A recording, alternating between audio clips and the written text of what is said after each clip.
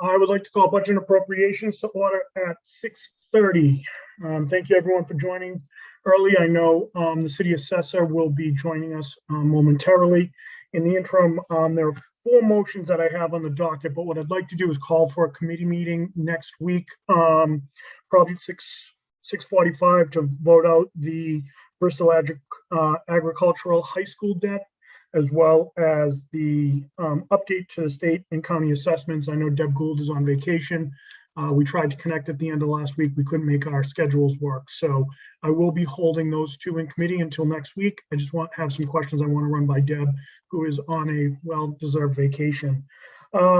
So first, from the docket of October 19th, 2021, I hereby request your honorable body to approve a supplemental appropriation in the amount of $311,721.25 to account 11241-000-578300 Citywide Reserve Fund for transfer.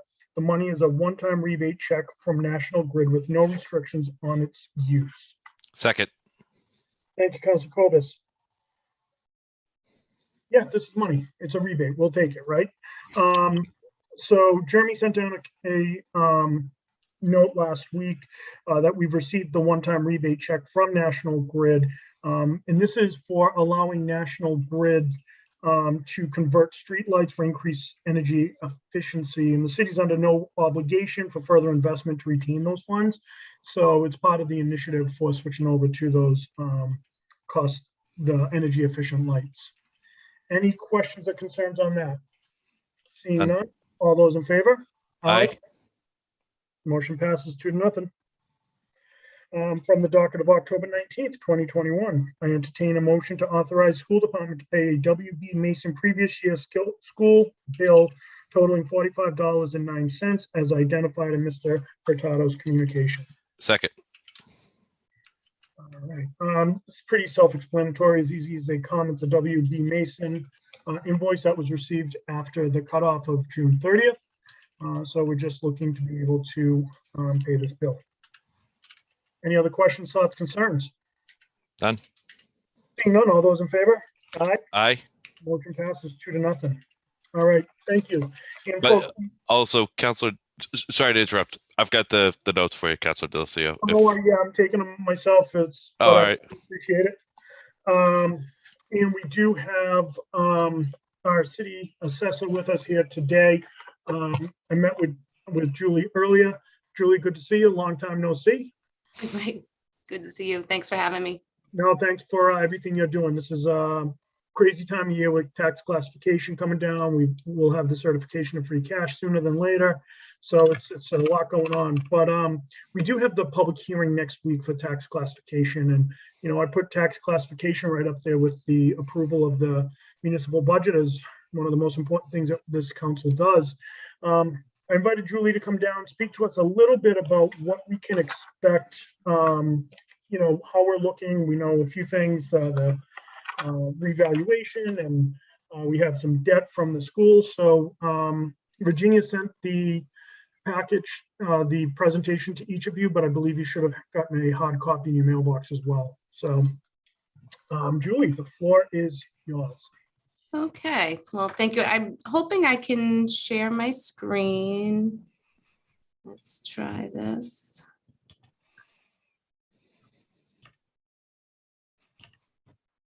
Sorry. Okay. So this is the fiscal year 2022 tax classification presentation.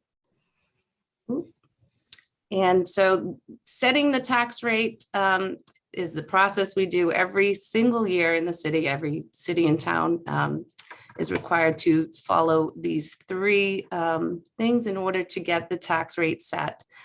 First of all, we need to establish final values for all taxable real and personal property as of January 1st. And then we have to determine the maximum amount we can levy under Proposition 2.5. That I'll show you how we calculate that as we go on in the presentation. And then, of course, the councilors, with the approval of the mayor, must decide whether to reduce the share of the tax levy paid by the residential property owners and shift those taxes to the commercial, industrial, and personal property. And if they do decide to do that, they must vote a residential factor, which results in a percentage shift. The city council must hold a public hearing before it makes its decision and then subsequently take the vote. I do want to point out this was a certification year for the city of Attleboro. Every 5 years, the Department of Revenue must certify that assessors are assessing at full and fair cash value and doing so fairly and equitably. As part of the process, we are required to give tons and tons of reports to the Department of Revenue. They review everything from our building tables, land tables, and they make sure that we are employing proper mass appraisal practices in order to assess all properties, again, at full fair cash value. This year, as part of our revaluation program, we field reviewed 15,000 parcels. We did 1,000 cyclical inspections. We did analysis and inspection of over 950 property transfers. We analyzed income and expense data of 700 commercial and industrial properties. And we also inspected and reviewed forms of list on 370 personal property accounts. Once we updated all the parcel data and our statistical analysis was performed, we made adjustments to those land and building tables as required. At this time, the city has received preliminary certification on approval of values, and the proposed assessments have been posted to the city website.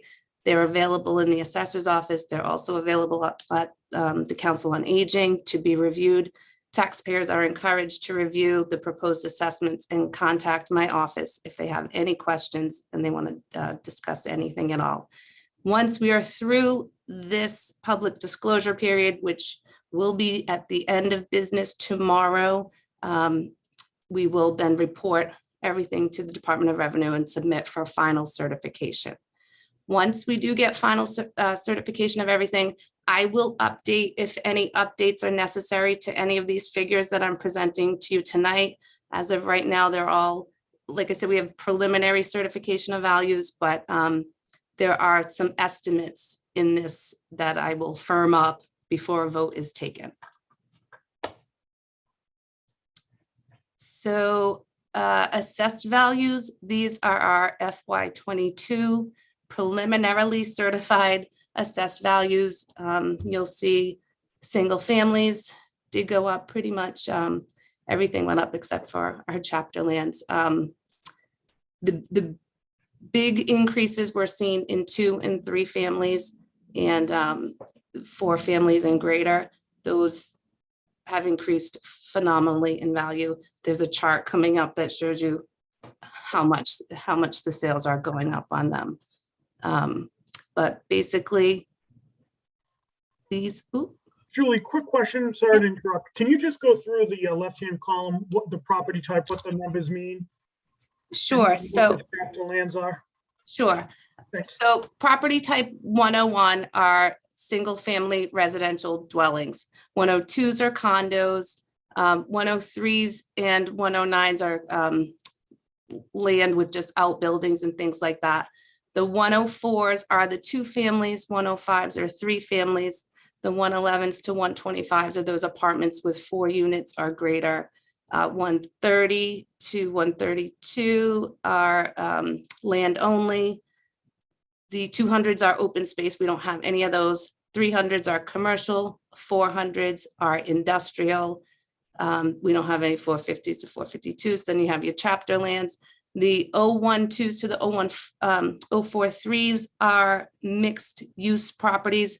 So they're a combination of residential and commercial in one building. And then all of the 500s that you see there, those are personal property accounts. Thank you for that. Sure. So this chart I wanted to show you, I had this last year too, and I think it really does give you a good indication of how our values follow where the sales are. You'll see again this year, the sales started peaking at a higher amount. So the amounts below are the sales dollars and assessed values that we're at. So the sales line is the thin line, and the assessed values are the columns. And so we're trending right along with the sales. You can see in 2020, the sales tipping higher and higher towards the 500, 550. And that's what we're continuing to see when we look at the 2021 sales already, which are not included in our analysis, but that's where they're going on the single families. And then the chart below is the 2, 3 families and 4 to 8 units. In the last 5 years, they have increased about 50% in value, and that's in sales value. Those are sales dollars. And in 2020 alone, they increased 12% on average. So new growth figures, again, these are uncertified, but this is what we'll be submitting pending any changes that need to be made. So the majority of the new growth, again, is in the residential. We increased the levy by $712,641 in residential dollars. The commercial and industrial was $109,000, and personal property was $527,000 towards the levy. So the total new growth that we're expecting is $1,349,057. The personal property growth, I will tell you, we had a lot of growth in utilities this year. So that's where the most of that growth is. It's in utilities, National Grid, Mass Electric. So Julie, do you think that has anything to do with COVID and more people with the future work and working remotely? It could have a lot to do with that. I know there, the residential growth, I have to tell you, I think it's interesting because you did see a lot of building permits, people taking permits out for things like pools, finished basements. They were home and they said, no, I want to make it comfortable if we're going to be spending more time here. Yeah. And then again, National Grid, they did a big project. They put in a lot of new equipment down in the South Attleboro area. So that's what that was about. Excellent. Thank you. Sure. And so just showing you the new growth, the majority was in the residential. We completed 74 new single family residential properties. Their average sale price was $571,275. And again, I mentioned the utility increase. And I think this is interesting, although 53% of the single family residential properties are valued under $350,000, 78% of the levy is paid by those that are over $350,000. So it's interesting to see how the bulk of the levy is being paid by those properties over 350, even though there's not as many of them. And building the levy limit is calculated by starting with your base, which is the previous year's levy limit. For Attleboro, it was 79 million. You add the Proposition 2.5. This is where Proposition 2.5 comes in. Proposition 2.5 simply limits the amount of levy that can be increased in a city or town to 2.5%.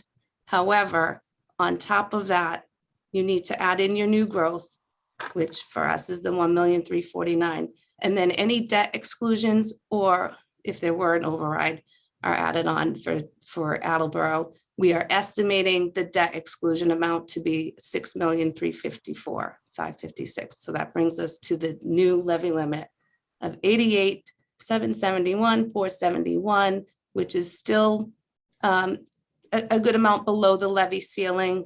The levy ceiling cannot exceed 2.5% of all assessed value in the city.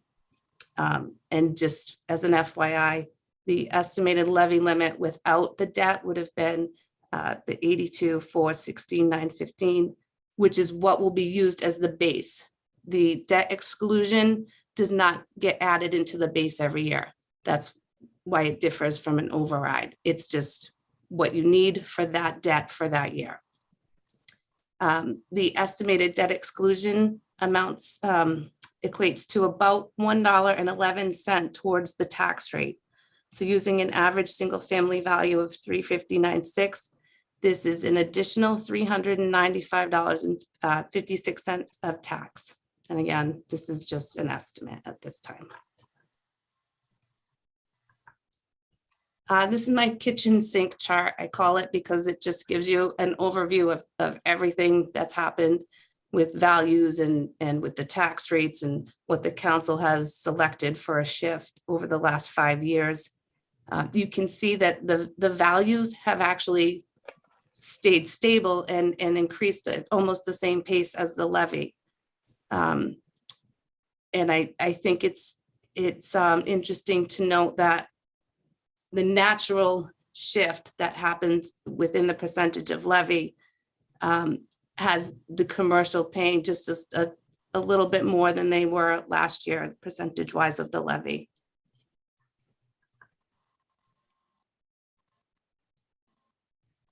And so your tax levy options. This is just a sampling that I put together. This looks a little bit different than it has in years past. I tried to kind of clean it up and show you the percentage of levy that you'd be shifting as you go down through the different shifts.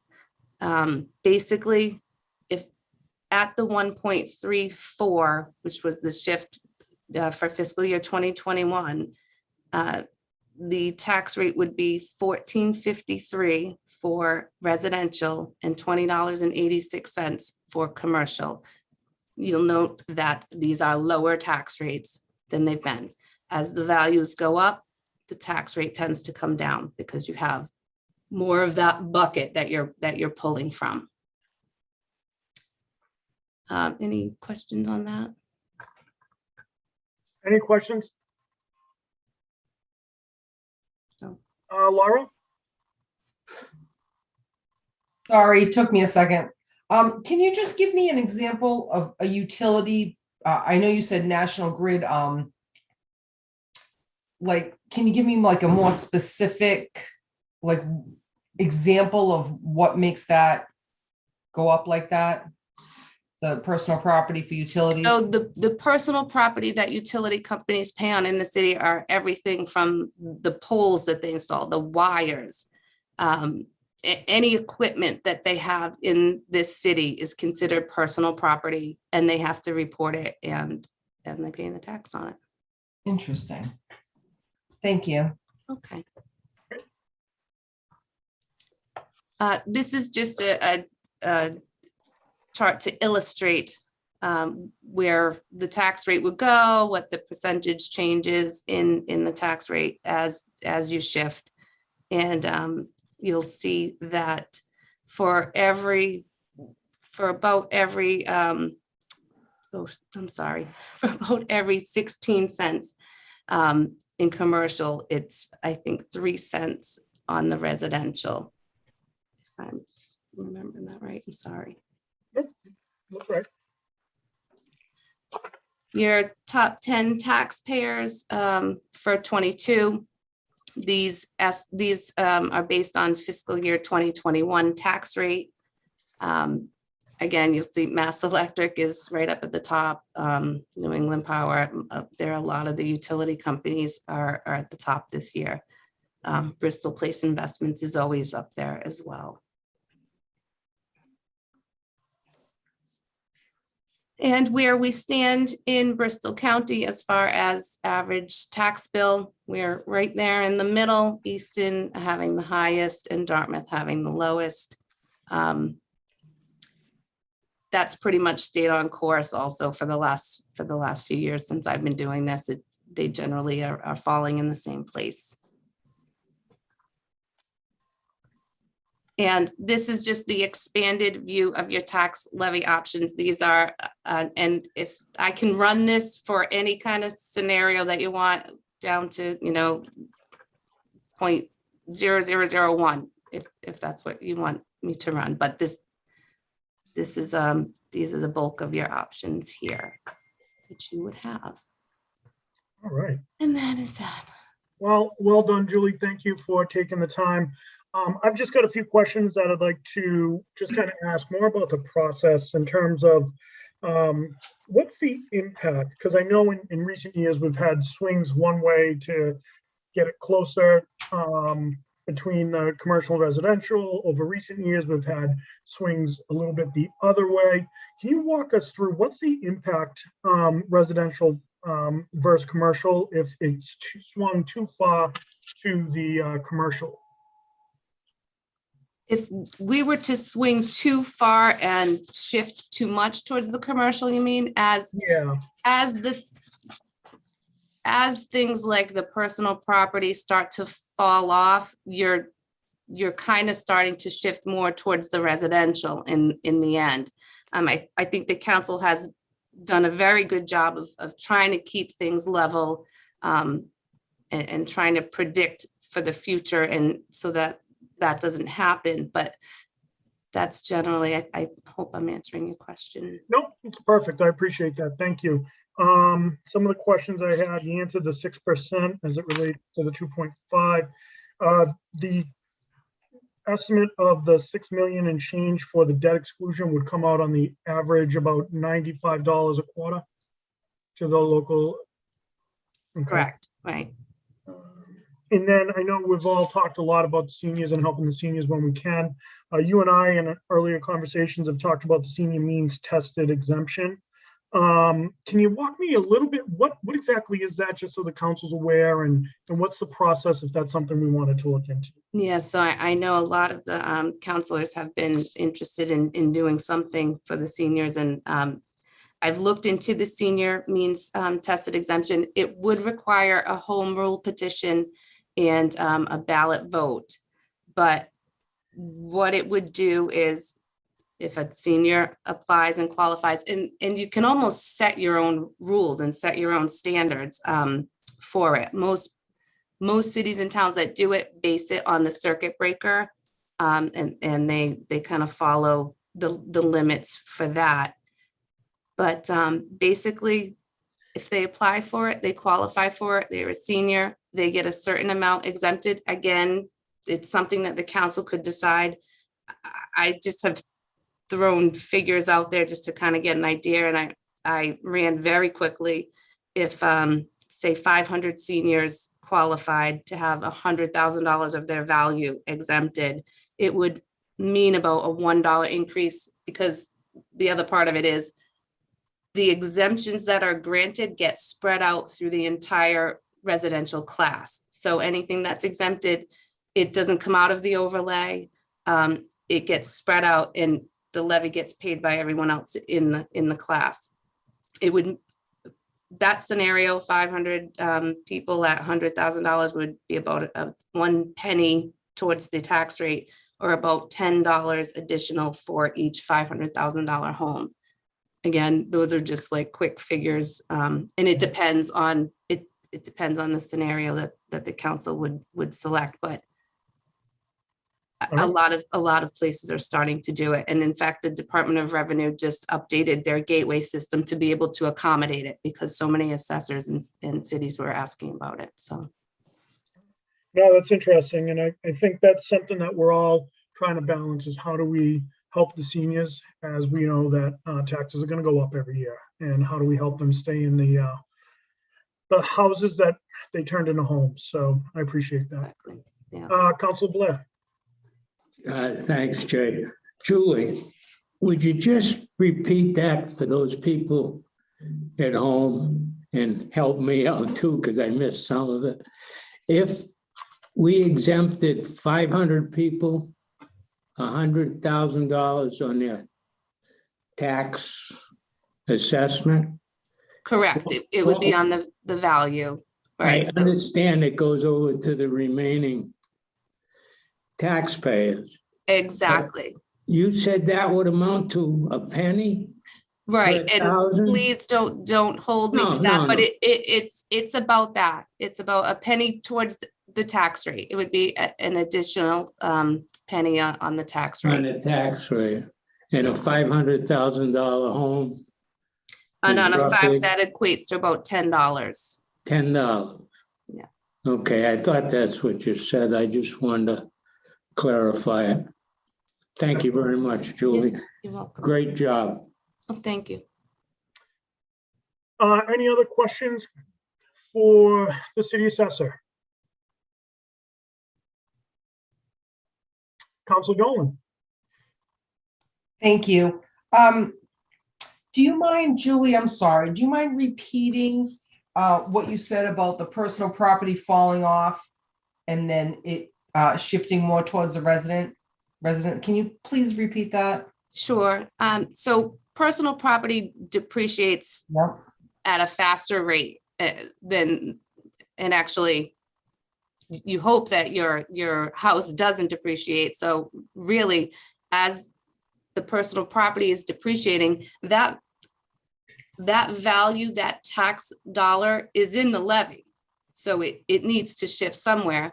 And because the residents are already paying a higher percentage of that levy, it shifts over if it drops off of the commercial percentage, it's getting picked up by the residential percentage. Excellent. Thank you. Any other questions? All right, well, seeing that, Julie, I just want to thank you for your work on this. It's 2 years in a row where we've had to do this via Zoom, which really isn't easy, but it's certainly appreciated your diligence, your ability to articulate what can be a very cumbersome process when you're thinking about what a tax rate is, the impact it has. As I stated earlier, this is one of the most important things we'll do as a council every year. Really appreciate your partnership in this and just being available whenever we have questions. So thank you very much. Very welcome. Thank you. Thank you. Thank you. Thanks, Julie. Thank you. That being said, I would entertain a motion to adjourn at 6:56. Second. All those in favor? Aye. Aye. We are adjourned at 6:56.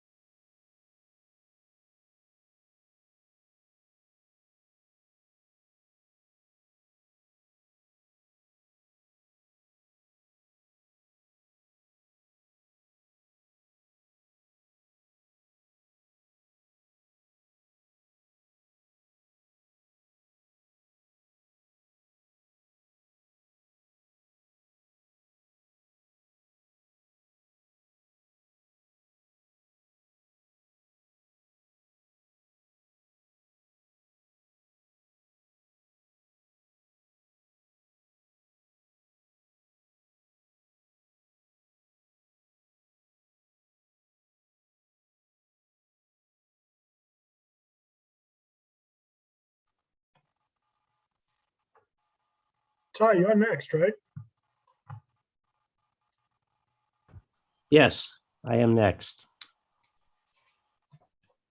Ty's up at 7, and then when Ty is done, Council Holmes is going to go next. Thank you. Just only because her things tend to be at the end of the meeting and a little later, and she wanted to be next up after Councilor Waterman. Well, then I call the Personnel, Veterans, and Human Services Committee to order at 7:03. And the first item of business will be to meet with Catherine Fierick, our Economic Development Director. Catherine, are you with us? I see Jeremy's, and now I see you both, Jeremy and Catherine. There you are. Catherine, can we see your face? I'm trying. Hold on one moment. Take your time. There we go. Thanks for having me tonight. I really appreciate it. My pleasure. I'll be introducing a motion to the committee in due time. But tonight we have asked you to come to us, Catherine and Jeremy, to talk about a possible grade 3 position called a Community Engagement Manager, who would be added to your department, making you a department of 2, I believe, if that happened. Yeah, functional department still under the mayor's office, but a functional department of 2. Yes. Functional department of 2. And what I would appreciate is if you can give us a little background with how this proposal has developed, and I'm sure you'll get into why the need is there. Sure. Thank you. So a community engagement manager, it's something that a lot of communities have, and actually a lot of nonprofit organizations, private organizations as well. It's somebody who has a very specific skill set. They're able to navigate the world of social media and online activities, websites, all of that really well. So they're kind of a combination of a creative and a tech person, for lack of a better word. Additionally, this role is going to take on some activation duties, and that's developing some of the fun programs that take a lot of time and a lot of effort and are very relationship focused that I've tried to do in the past, and I haven't really been able to get the traction just as a result of being an office of 1. Okay. Let me see how I can do this. There we go. Okay. Sorry, I'm working from my home computer, so things are not coming up the way that I'd hoped that they would. There we are. So yeah, a community engagement manager would be responsible for external communications through traditional and social media, content creation, and I'll explain a little more about that as we proceed, as well as events and activation coordination. So these are all in the area of driving more business into our local establishments and growing the local economy. So the current activities that I'm focused on, it involves a lot of writing and administering grants. I've got 3 plans and studies that are actively underway. I just got funding for another one, which I'll be sending to you in short order. I also try to increase the development pipeline. I have 4 active real estate projects going on right now that are still in the prospect phase. So it's a lot of matchmaking between priority sites and development teams. I also try to create and administer small business support programs. Some of those are entrepreneurial in nature, like that downtown business revitalization program from a few years ago. Some of them are more for existing businesses, like the co-sign grants that we just ended that cycle for small businesses to receive storefront signs at no cost to them other than the installation piece. So I try to do a lot with tools and incentives where the city can get a lot of bang for its buck, making sure that we help the small businesses while being conservative. Almost everything my office does is grant funded. Sometimes I'll ask for a match for grant funding, but that has rarely happened too. I've been very, very fortunate to find grants without a requirement for match for most of what I do. I also, as I said before, I oversee multiple plans and studies. I act as a liaison when small businesses have questions or they get into areas of complication. I try to help them understand where they need licenses, where they need permits, who they need to talk to, and what they need to bring with them to that first meeting. Additionally, a lot of my job recently has been advocating at a state level for funding and policy changes. This includes everything from the HDIP program, which we have 2 properties that can't be redeveloped without that HDIP program, to making sure that there's adequate funding for things like brownfields remediation, which obviously helps Attleboro to redevelop a lot of its vacant and underutilized mill buildings. But in addition to all that very straightforward economic development stuff, a lot of other responsibilities fall to my plate because there's no other home for those activities. That includes, sorry about that, grant writing for certain partners. If they have plans that have workforce development components where they're going to be training people for jobs, I try to help them out. If they have spaces that they want to activate in cool and creative ways, I will usually help to write those grant applications. I also have shared duties posting to the city's Facebook account. I don't even have a personal Facebook. I don't like the platform, but that's how a lot of people get their information. So I want to make sure that at least the external facing materials are readily available through whatever channels I can find. I try to spread awareness of upcoming events and activities. I've got a list of business owners and some lists of residents that are interested in certain activities. And I try to share that as best I can. But a lot of it slips through my fingers. I also try to assist organizations in coordinating events and activities. But again, that's a huge responsibility, a lot of time, a lot of effort that I really don't have right now. Finally, there are certain events and activities that I would love to get off the ground. I've tried to get off the ground before, and I've just gotten distracted and unable to really devote the time and the effort that they take to get off the ground. Some of these are small business weeks or other small business loyalty programs, like you see in many other communities. To think through the structure of what makes sense within a given municipality takes time, it takes effort, and it takes boots on the ground, knocking on doors, asking questions, that type of time. Restaurant weeks, that's another area where I ran into so many headaches trying to make sure that everybody who could be included was included. And at the end of the day, it just fell through because there are so many other priorities on my plate, and it's difficult to do the kind of persistent communication that this kind of activity requires. So I'm proposing a pretty logical division of departmental activities. I would still be responsible for development pipeline growth, policy creation and adaptation, all the grant writing stuff that's already on my plate, small business financing programs, referring them to resources within our community, within our region, the analysis and adoption of new programs, and state level advocacy, plan study administration. A lot of the stuff that is the core of my abilities. This new individual would take on the coordination and release of press releases, which I am notoriously bad at. Creating and posting updates through social media channels, and also creating platforms on or profiles on platforms that reach different audiences. All we have is Facebook, but the young kids, they don't really use that anymore. They're using TikTok, they're using Snapchat, they're using Twitter. We need a presence across these entities, and we need somebody who knows how to easily coordinate those. We also need somebody who creates content. So posting small business interviews, having a Q&A session with somebody who's opening up, doing little blurbs about development activities, updating the Downtown Attleboro website with those types of really fun, really relevant and exciting types of information, which is out there, but I'm not the best at presenting that to the world. It's not my strength.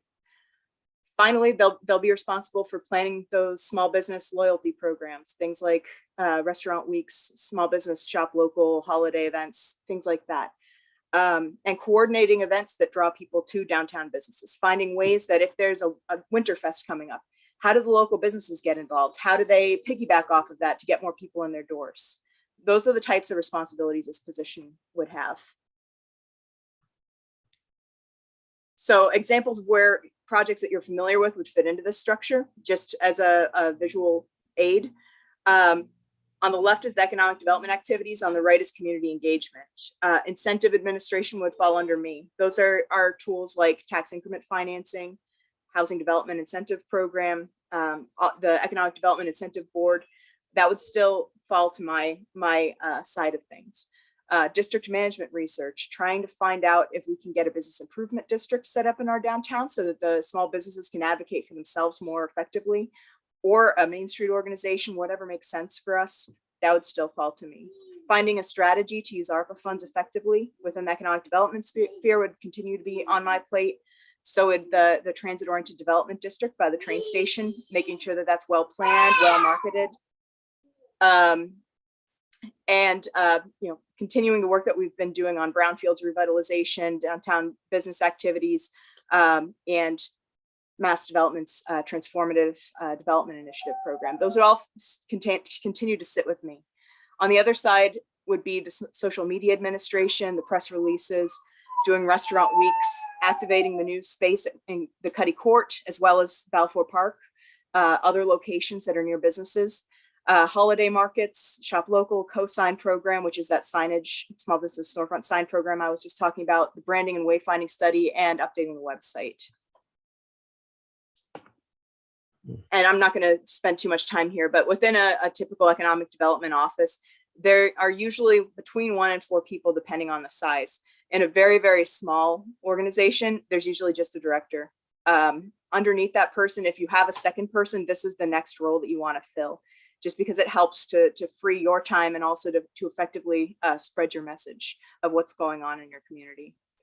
After that, for cities that are a little bit bigger, a little more complex, I don't think we're at that level, at least not yet. You would have a small business ombudsman, and that would be somebody who would take the charge and that liaison between city government activities and the business community, help people navigate the permitting systems. I'm still able to do that as of now. I don't foresee a need to hire somebody in this position at present moment, but it's another very common position in an economic development office. And finally, if you have a very large or very specialized municipality, workforce development or entrepreneurial development are some of the other supplemental activities that you can find. So what I'm asking for is the second person, because that is somebody who really would help to amplify everything that's going on right now. That's all I've got for you tonight. All I've got for you. You have been working on this. Jeremy, do you have anything to add from your position as budget and administration? Yeah, thank you, Catherine. That was excellent. Just a couple of things. So when we presented and you passed the fiscal 22 budget, we had added $100,000 to the reserve fund for transfer in anticipation of mid-year additions of both a solid waste manager and a community engagement specialist. So while that was kind of a round number and just a guess as to, when we would get the position down and filled and what step they would be brought in at, the idea was we added that extra money there within the operating budget as a recurring expense rather than using one-time resources to do it, to be able to add a position like this. So when we're looking at a grade 3, which this request is, just for reference for everyone, if we brought someone in at step 1, this fiscal year, that's an annual salary of $43,000. And then we typically see 2% cost of living increases each year. So just so you know what we're talking about in terms of the level of work that Catherine expects out of this person, the amount of value that they bring to the city, I think is immense. I think she did an excellent job of laying out their division of labor and division of responsibilities there. So I just wanted to give you a sense of how much it costs and how we fund it, because it's built into the fiscal 22 operating budget already. Okay. Are there any, well, before I ask any questions, are there anybody else, beginning with the council, my own committee? Peter, you have a question. Hi, thanks, Ty. Have you figured in or budgeted for their benefits?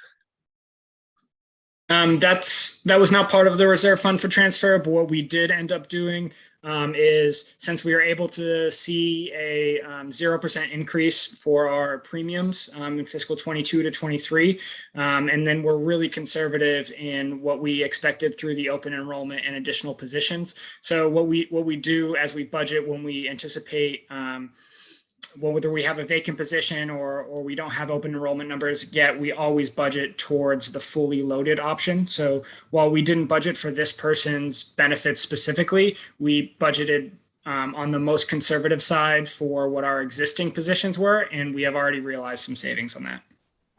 But you, Go ahead. direct answer for a direct question. You did not budget in this year's budget for benefits, correct?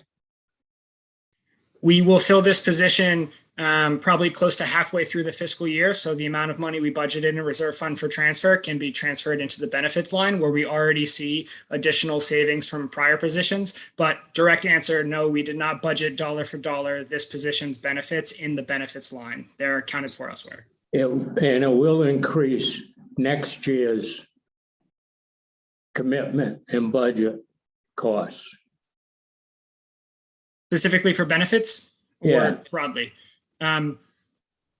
I can't say that directly. I'm not sure what open enrollment is going to look like in the spring. It will be another person eligible for benefits, but I cannot say that next year's benefit costs are going to be greater than this year's until we go through open enrollment. It is one more Yeah. person eligible for benefits though, correct? If you're adding a position and they're eligible for benefits, there's a cost factor. Yes, specifically, Okay. yes. In the aggregate, I'm not sure. Thank you. Jeremy, when are you hoping, actually, Catherine, when are you hoping to bring this person on? As soon as possible. Yeah, as soon as possible, but knowing how long the hiring process typically takes, they probably wouldn't start until early next year. Okay, couple months. Yeah, probably about 2 months, I'd imagine it would be the earliest. Yes, Councilor DeSimone. Thank you, Council Waterman. Catherine, a great job. And I think you do a hell of a job in what you do and have done on your own. So I'm in support of this position. And believe it or not, I'm wondering why associates is the degree required. It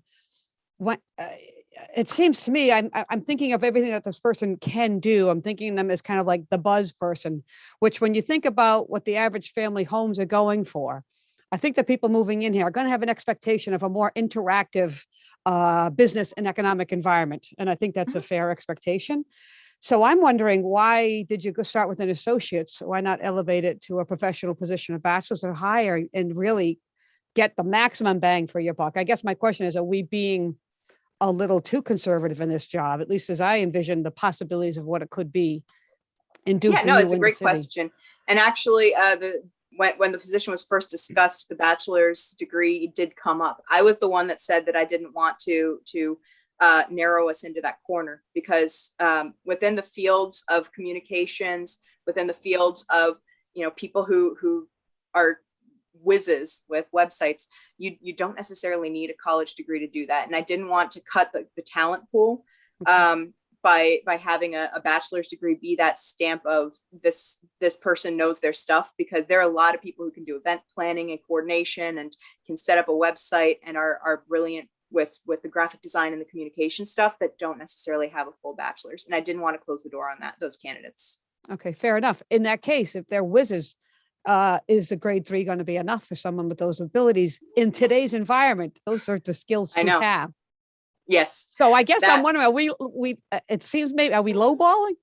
I don't know. I spoke to Jeremy about this because I thought that it was on the low end also, but the way that our scales work, there was no higher, Jeremy, could you go through the grade discussion that we have? Because I don't exactly remember the numbers, but it seemed to me as though if we were to bump them up to the next category, they would have been at the same level of positions with significantly more seniority. And I didn't want to do that either. Yeah, it's not necessarily, if I may, it's not necessarily a seniority question, but two things. One, we don't have to bring someone in at step one. So, if they have relevant experience that we find useful and we want to bring them in at a step higher than that, steps 2, 3, and 4 are 44,000, 45,000, 47,000, right? So we have the ability to differentiate based upon prior experiences if we find the correct candidate. And just because I look at this probably a lot more than you all, just to refresh your memory a little bit, in the exempt classification plan, the other current grade 3 right now is the assistant conservation agent. If we were to look at grade 4, we're looking at the planning administrator, the deputy assessor, the regional shine director, and then up at grade 5, we're at the community development administrator and the benefits coordinator, the recreation program coordinator. And we felt that this slotted in maybe at a 4. So maybe we bring someone into a higher step than necessary, but I thought 3, maybe not in the relative sense to the rest of our classification plan. That's where it made the most sense for us. Okay, other questions? Yes, Councillor Dolan. Thank you, Ty. I absolutely would support this. I do think the salary seems a little low. And I agree with you, Catherine, regarding the bachelor's degree. You never know who you're going to find. And I agree to get our events out there more as far as making people aware. You see on social media that people say, oh, I wish I knew about that. And Facebook isn't the only place. So I would absolutely support this. I think that you might have been the best hire to date since I've been here. I think you've done amazing things. And if we can have somebody to help you help us, even better for Attleboro, the businesses and any events that we can do for the enjoyment of our residents, I absolutely will support this. Thank you. Thanks, Ty. Yes, you're welcome. Councillor Connie. Thank you, Chairman Waterman. Catherine, I am in support of your proposal because I am impressed with your performance in your position, and I see a roadmap in the development of that economic development where you'll be released to concentrate further on more larger, complicated projects without the distraction of the little things that still need to be done and make a difference in our community. And looking at other cities our size and the size of their departments, I think we're underfunded, your department. I agree with everything that Laura Dolan said, and I would have said it if she hadn't. But I want you to know that you have my full support, and that completes my comments, Chairman. Others? Anybody else want to chime in? Question. Okay. Is there anything else, Catherine, that you would like to share at this point? No, I think I've covered it, but if anything else comes up, you all know how to reach me, and I'm happy to provide more information if need be. Well, then I would go forward and make a motion. So from the docket of September 21st, 2021, I entertain a motion to add a grade 3 position of community engagement manager to the exempt classification plan. Request to transfer funding for this position will be sent later. Do I have a second? Second. Thank you. Is there any further discussion? I will chime in and say that I think this is a wonderful idea. And Catherine, I think your time has come to have somebody to work with you, because I believe that you might be spreading yourself a little thin at certain points. You can respond to that if you would like, but no comment. I see you smiling. I think this can only be for the benefit of our city. So with that, I would call for a vote. Hold on. Discussion. Excuse me, Councillor Cooper. So Catherine, I'm not sure if, thank you for coming tonight. First of all, thank you for the thoughtful presentation. Did you send that to us? If you haven't, would you send it to Virginia to distribute? Yes, absolutely. Please. And I am on this committee tonight because, as the third member, because Council Reynolds is away, but after I review your presentation and maybe unfortunately for this, as I sail into the sunset, I've taken the opportunity to, again, because of the things that are before us, read the comprehensive plan, which I've read many times. And some of the things that you mentioned are articulated in that plan, and have from time to time been a focus of the city based on what was new, hot, and exciting, perhaps. And so I think that it's important for me to look at your presentation and to go back to the comprehensive plan and really think about sort of what do I think as a city council president that's stepping away from the role, what direction do I think I would like the city to go, and whether it goes that way or not is not up to me. It's up to the 10 others that sit here with me in the corner office, whoever that person is. But I would be remiss if I didn't say that that's what I've been doing for a long time. And I will probably continue to do that in some capacity in the city. But I think it's important that we as a group, as we consider positions and projects and other things, other than the letter that we get from Gary on the comprehensive plan, that we go back and look at it. And I did send Gary an email asking him when the next 5-year revision is and what his anticipated changes to that comprehensive plan from 2012 might be as a result of the things that are happening in the world we live in today. So when you send that, I will take a look. And just because I say yes tonight doesn't mean I'm saying yes in a week. Just want to put that out there to everybody. So I want to think about it. I'm likely going to call Jeremy, and I will meet with the mayor as well. Thank you. Councilor Blair.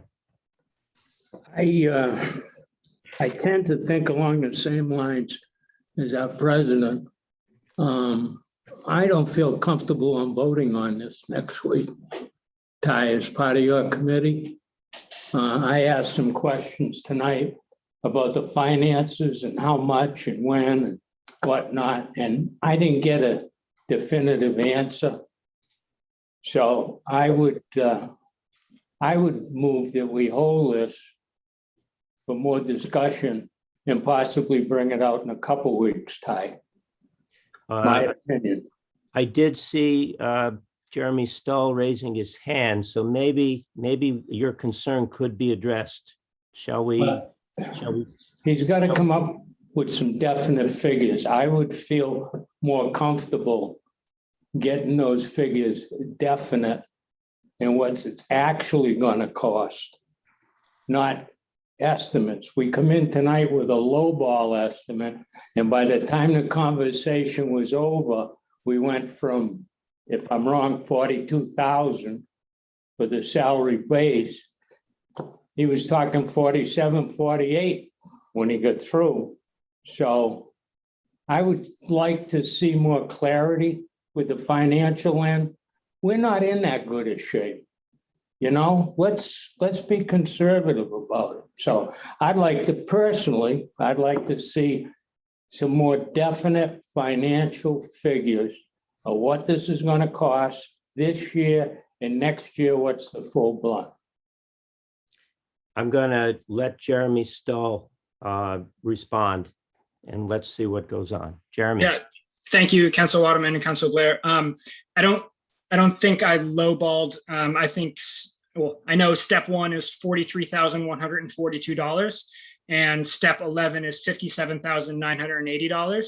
And we don't know the cost of the individual until we are able to post the position, get responses, interview, and make an offer to somebody. And whether that person accepts an offer that we give them, whether that person is made an offer above step 1, we don't know until that happens, which will be after I come to you to ask for a funding request, because I'm not going to sign our personnel vacancy request form without funding in place.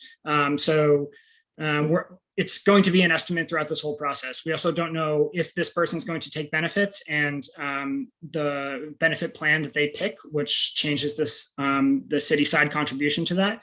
And we don't make hiring decisions on whether we think someone's going to take benefits or not. So that's the range that we have right now. We have money in reserve fund for transfer. Like I said, an additional $100,000 for both this position and the solid waste manager position. We have conservative budgeting in the benefits line item that we can make up a difference for. And as Catherine said, we're talking now in the middle of October. If you vote the beginning of next week, we then have to come to you for funding into November. We then have to post the position, and it wouldn't be likely that we have someone on board before the end of the calendar year. So we're only looking at 6 months worth of salary within the fiscal 22 budget. So throughout this whole process, I'm giving you a range and giving you as accurate as I can give you with the position that we have, but we're never going to have an exact number until we have somebody on board at a particular step with particular benefits at a particular date. Is Councilor Cooper? So I don't want to beat a dead horse, but I am going to say that in my work, we generally estimate cost of benefits, and we don't have OPEB to deal with, you know, somewhere between 20 and 25% of whatever their salary is. So, you know, that's a pretty hefty number, to Councilor Blair's point, adding on to, you know, if we started at 47,000 or 50,000, somewhere in between there, we're talking 12 grand in associated benefit costs. So I think it'll be important, Jeremy, to give some sort of what ifs scenarios, right? To play out the salary range could be between here and here. The benefit cost, you know, fully loaded benefits is this at the maximum, and it only goes down from there based on the selections. I think might help realizing that you're not going to know exactly what that number is until you're making that offer and coming back to us. But I think for Councilor Blair and others, it'll be helpful to give that sort of worst case scenario with some ranges. I think would be helpful. Hold on one second, Peter. Jeremy, do you have a response for that? Yeah, certainly we can do that, and it's not from either Councilor Blair nor President Cooper. It's not an unreasonable request. All right. Is that a reasonable request that you want to come back to us and say 2 weeks, or are you ready for that at this moment? I don't have it here. I'd have to go into our benefit calculations, and I don't want to make you all sit here while I sign into our VPN and try to navigate that. Not a good use of anyone's time. So I can definitely get back to you on a sharpened pencil version of that. Councilor Blair, is that okay with you then? We take this up in 2 weeks? That's absolutely fine. That's all I asked for. All right. So we will take this up again 2 weeks from today. All right. Do you need to pull back your second tie on this? No, are we all set? Cool. And I need to withdraw my second because I seconded the motion. So I will do that. Really withdraw my second on the motion, and I will second my motion then.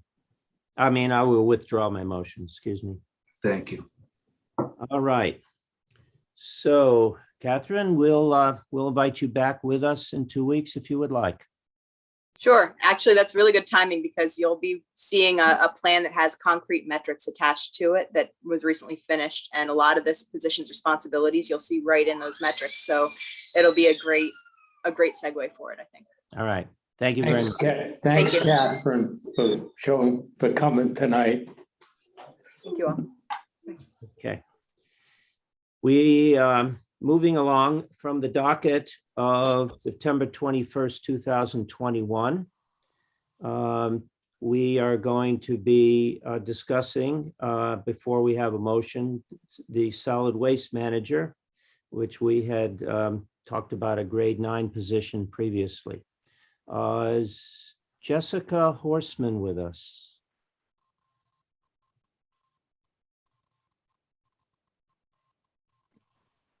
Yes, Oh, I see you down below. There you are, way on the bottom of my screen. Thank you, Jessica, for joining us. And Jeremy is still with us.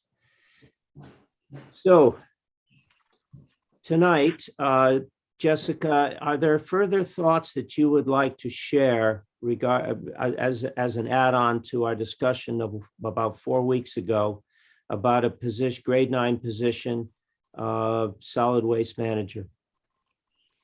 So both myself and Jeremy, we sat down, we went over both of the positions that the council had requested. And there's a slideshow that's going to show the transition between the solid waste coordinator's position and the new manager's position that we're proposing coming on. So hopefully that'll provide a little bit more direction and clarity with that. So if it's amenable, I will share my screen on the PowerPoint presentation. And I will preface this by saying that Catherine's was much prettier and that you don't pay me for my graphic design capabilities. Okay. All right, so talking through the solid waste manager position. So the current program on the left is our staffing levels right now. So we have the solid waste coordinator, who is we have an incumbent in that position.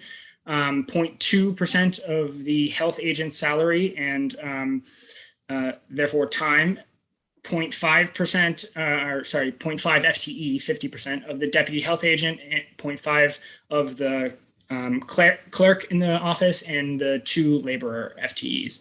What we're proposing is to add a 1.0 FTE of the solid waste manager and then drop the deputy health agent to 0.2 on the program. So it would be the addition of 0.7 FTE to the program. What the council had asked was what is being done now that would either be added to or be what isn't being done that would be done. So this comes through in kind of 4 points. So this is the incumbent right now in the solid waste coordinator, and I want to re-articulate one of my points in budgeting is that we consistently budget to the position, and I'm not budgeting to an individual. So I will continually refer to the position rather than the individual. So on the left-hand side, there are some things that the incumbent is doing outside of the job description. Things like vehicle repair and maintenance coordination, liaison with you, recycling center, shredding program. And there's related work as required. So perhaps some of these fall somewhat in that. So I'm not going to lean too heavily on this category, but these are just some things that that the incumbent is specifically doing that is not called out within their job description. There are a number of things within the job description that would then be added to or kind of increased with an additional level of managerial support. So listed here, vendor relation and contracts administration. So that's making sure that bills are paid accurately and timely, that we have agreements that are specifically calling out services and needed services, nothing else on top of that. So grant applications and reporting, things like opportunities that perhaps are not, that we are not taking advantage of on either the private, state, or federal level in terms of grants. Interdepartmental assistance, just making sure that happens in a timely manner. Budget development, right now, that falls a lot to the solid waste coordinator with heavy reliance from the health agent. Under this proposed model, the heavy lift of the budget development would happen from the managerial level, the solid waste manager level. And then whatever sort of monthly reporting that is required or requested. With this added level of managerial help on some of the larger picture issues, what does that mean for the solid waste coordinator and what that position can put an added focus on? So as we drop the deputy health agent from a 0.5 FTE on the program to a 0.2 FTE on the program, there are a number of things that incumbent does that the solid waste coordinator would be responsible for, specifically in terms of inspections and enforcement of city ordinances. It's a lot of transactional work. It's a lot of day-to-day work that's currently done by the deputy health agent. And I'm going to get to a point slightly later about the demands on that position and on the office more broadly and why we need to take some of this responsibility off of the deputy health agent. The second point here has to do with the fact that this is a program that people pay for. This is not kind of an amorphous tax dollars go and kind of get washed together and pay for city services across the city. This is a program which people pay a specific fee for and to get a specific service. And with that fee, they expect a specific level of service. And we want to make sure that responses are generated and given in a timely fashion. Not that they're not now, but I think we could provide a additional level of customer service. Dumpster and car inventory management. So this has a little bit to do with interdepartmental stuff.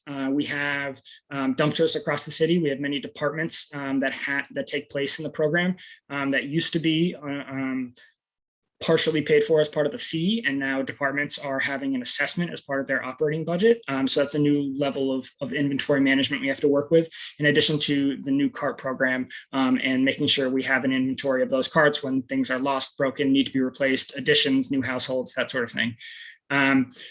Increased public communication and additional focus on annual event coordination. So the more we talk to people, the more we let them know about what's going on, the more we keep them engaged, the better the program is. And that gets back to the customer service aspect. And the additional focus on annual event coordination.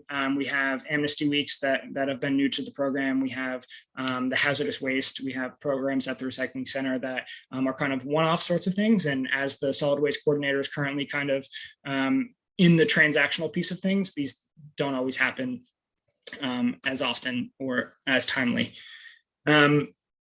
Additionally, the council had asked what the solid waste manager would do as terms of new duties, what on top of what we're doing would we be doing. So number one, first and foremost, to me, would be the recycling center management. So in the current coordinator's job description there, it doesn't call out recycling center management. And I think that a visioning process for that kind of gets lost in the day-to-day operations of the program. So revenue generation, weekend hours, equipment modernization, everything that's involved within to run a center like that.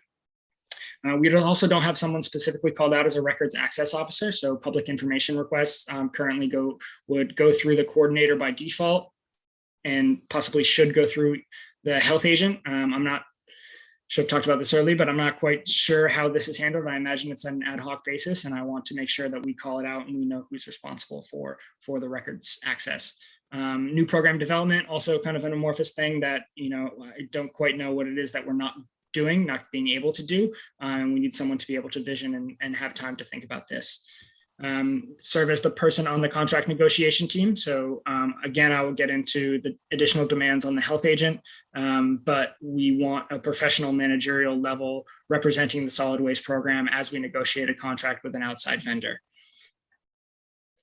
We're asking you to add this position, and you should ask of us to let you know what it is that's doing. So periodic municipal council reporting on the program, how the program differed from this year to last year, updates on budget, updates on contract, what the recycling market and revenue generation looks like. Those were reasonable asks from you, and this person would be able to fill that void, perceived information void for you all. I talked about enforcement priorities for the coordinator. The manager level would set prioritization, kind of set the schedule, set what sorts of things to focus on at various times. And then professional development opportunities, just making sure the office stays up to date. This is the waterfall effect of adding things to the health department and kind of shifting stuff around. So it kind of starts with the increased responsibility on the health agent and the office writ large. So public health emergency or not, the charge of the office has grown in both volume and scope. So as the health agent takes on more, that means more tasks are delegated to the deputy health agent. As more tasks are delegated to the deputy, she's pulled from the solid waste program, which means the solid waste coordinator needs to pick up that increased volume on the transactional level. And the big picture, longer term visioning is not given the day-to-day focus that it needs to be. So we bring in this additional managerial level in the form of the solid waste manager, and that frees up everything else above the waterfall to continue to be able to execute the vision of the office. And lastly, our budget implications. So in the same vein as the earlier position, the fiscal 22 salary is in the increased reserve fund for transfer. To head off the, again, reasonable question, that is the only bit that was budgeted. There was not additional benefits budgeted outside of that. This position, while in future years would be on the ratepayer, because the rate has been set for this year and we are not changing the rate. There is no way to charge the ratepayer for this position mid-fiscal year. So that's why the money was put into the general fund to be able to pay for this position during the fiscal year. a solid waste manager grade 9. So now I'm going to talk about the fiscal 23 salary expectation, because that's what would be on the rate. And I think that's really the thrust of this conversation. So a fiscal 23 salary range would be between 74,000 and 99,000 plus benefit costs. A deputy health agent, as we reduce that position from a 0.5 to a 0.2, if we look at the current incumbent and assume the fiscal 23 salary range assumes a 2% cost of living adjustment for exempts. So if we also assume a 2% cost of living adjustment for the exempts and apply that to deputy health agent, a reduction of 0.5 to 0.2 would bring off $20,000 from the program. So a net fiscal 2023 cost of approximately 82,000. And this is the same thing we had talked about in the communication, that rather than try to lowball you on a figure, we assume someone kind of near the middle of the step range. So 82,000 would be with a grade 9 step 4 fully loaded in benefits, less the deputy health agent, and less the deputy health agent's benefit savings, which would equate to $5.62 per household, or a 2.61% increase on the current $261 rate. So that's all I have for you. Happy to answer questions. Happy for Jessica Horsman to fill in my gaps here. But I hope that answered at least most of the questions that we had 2 weeks ago.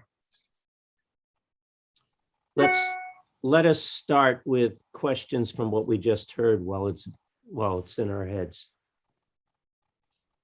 Is there anyone who would have a question? Jay, yes.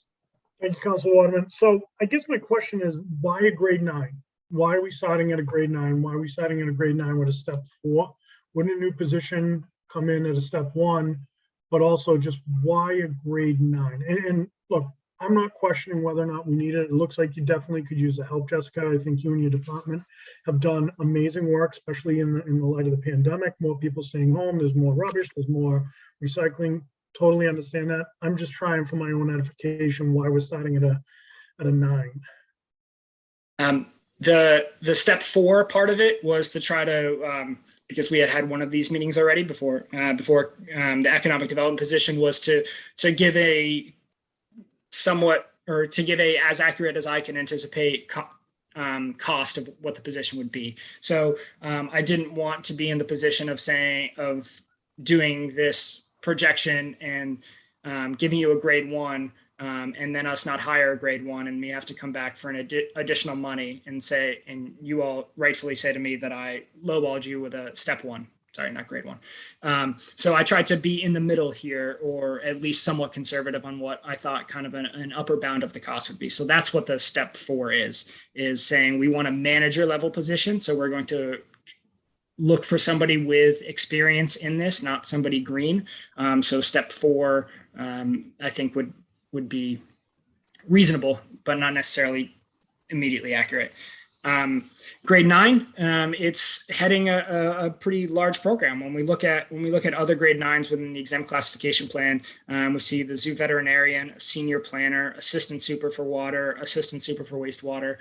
So this is not as big of a program as water and wastewater naturally, but we're looking at their assistant level versus running a multi-million-dollar program. I'm open for comments from counselors and discussion on where we think this should be slotted, but that was the administration's interpretation of equitable slotting. So I would like to open that question. Are there any thoughts about Councilor Connie?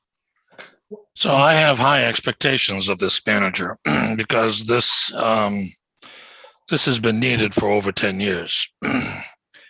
And it hasn't been handled well, and it needs to be handled well. And what I want is the Dennis Walsh of solid waste.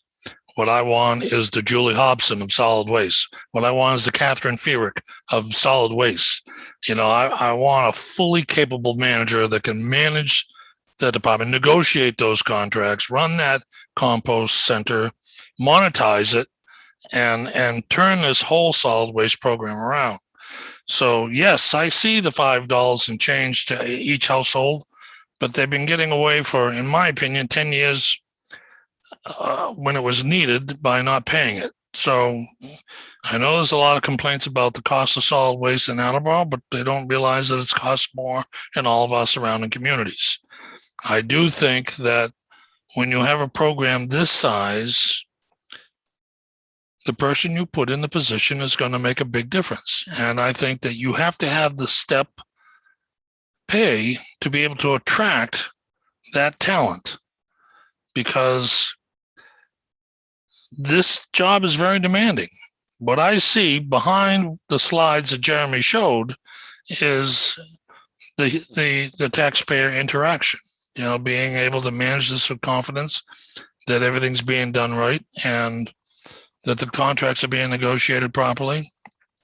And I would love to see a monthly report from the solid waste department that like we get from the recreation department and from the police department and fire department. It's going to elevate this area of the city health department up to the level where it should be. Far more noticeable, far more visible, far more transparent than it has been in the past. And that concludes my comments. Thank you. Councillor Cooper. So I don't disagree with many of Richard's comments, but I have two things. One is, again, Jeremy, send the presentation to us. That would be very helpful. My comments from the last apply to this as well. And I guess this is more directed at Jeremy, and one could probably argue that solid waste management and appropriate solid waste management contributes to overall public health, right? I don't think we could say that it doesn't, but I guess my concern is, and what would be helpful for me is to see an overall org chart of the health department with these changes, because I'm feeling like we're adding the solid waste manager. We're potentially adding these two positions that we're hearing are critical, but I think I'm missing something, and maybe it's me, and please, if you think it is, tell me. But we've been in a public health emergency now for nearly 2 years. And all of you know what I do for work. I'm a nurse. And I don't understand how Jackie has done what she's done. Forget pre-public health emergency. But fast forward, and I know she's got other plans now, but that role to me seems to be like a role that the community enhancing and supporting some type of public health support outside of the trash to be directly impacting the individuals in this community that role serves. I feel like in all the positions the two positions that we've talked about this evening, I think we might be missing that. And I want to make sure that we're funding the right things that make sense, which is what my struggle is right now with this. And I'll tell you, if I was going to be here for another term, it would probably be an uncomfortable conversation in budget time when we were talking about things like adding on and sort of what these new positions sort of brought to and did for, if you will, the citizens of the city of Attleboro. But I feel like we have an opportunity now to talk about, what that org structure looks like in the health department. Does this organization or reorganization or this position warrant other changes that perhaps you're thinking about, but you've been what I'm going to coin finance shy to talk about, right? Because it's easy to talk about trash right now, right? Because nobody likes it. I was on a deserted island when we voted it, but nevertheless, I was there. And so I feel like if there is a bigger reorganization that department needs, I would prefer, and I know you can stick your fingers in your ear and say, I don't care what that guy says, because next year he won't be here. But I'll be watching all of you to make sure you're doing what you're supposed to be doing.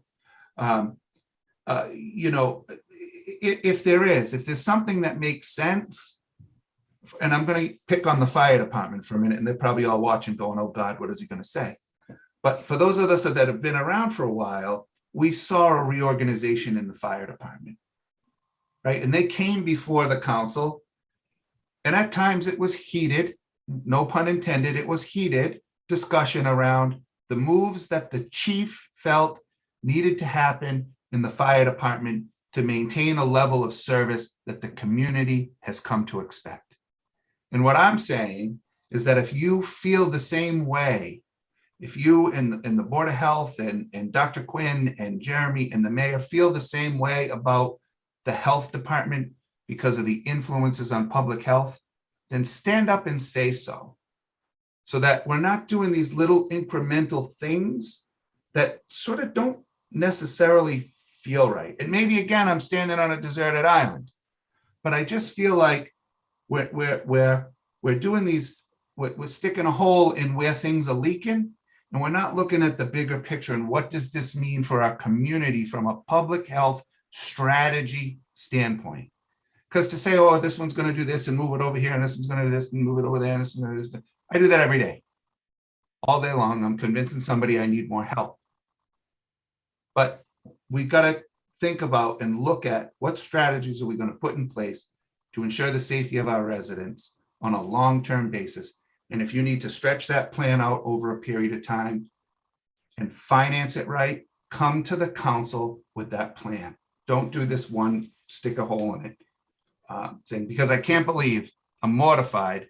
I'm trying to find out what the starting pay for the nurse is, and if it's $75,000, God bless you. So, and you're going to pay this position $100,000. I mean, come on, we got something's misaligned there. So, and I'll conclude my comments with that. But I think to me, both of these, this position more than the previous position, because it's a band of two, really need to think about reorganization, long-term strategy, and what you're doing go forward. And that concludes my comments. Thank you. Yes, Jessica, please.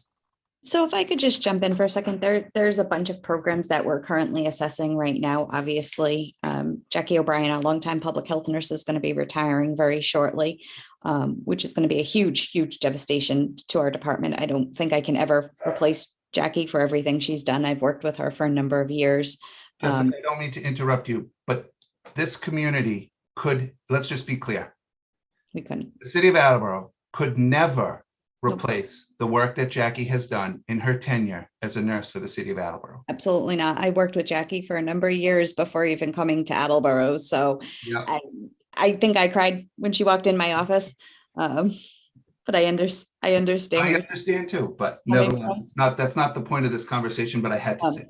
But at this time, we are looking at a number of programs. There's obviously a lot of transitions going on with our departments. Our needs are changing at the drop of a dime. Our contact tracing at the state level is coming to an end November 30th, that we're also going to be assuming in-house at this point. So we have a lot of different moving pieces in a lot of different directions.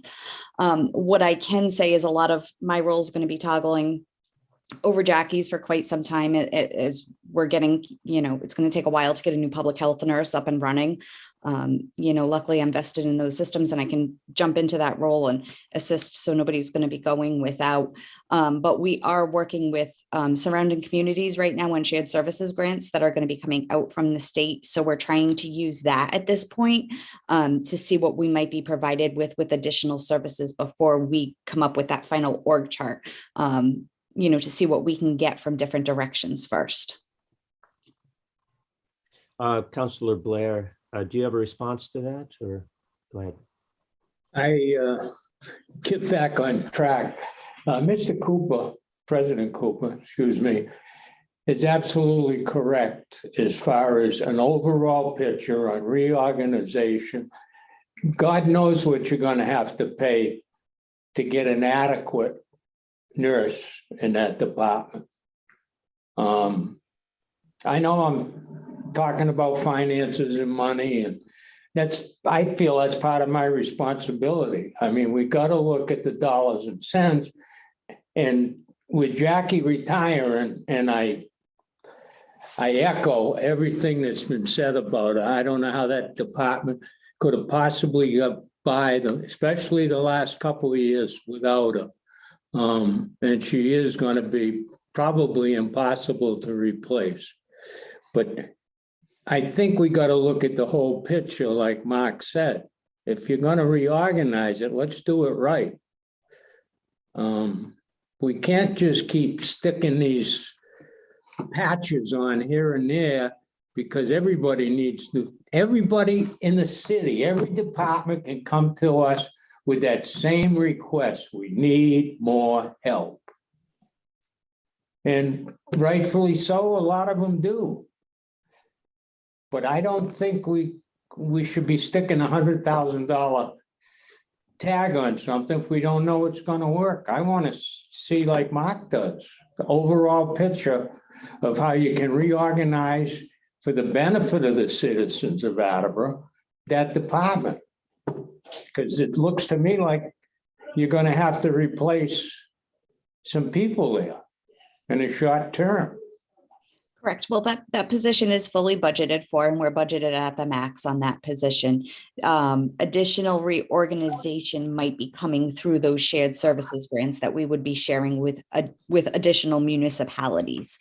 They wouldn't necessarily be a full-time dedicated Attleboro employee. I understand the nurse is retiring, the money's there. I just, for her, but that's going to be there.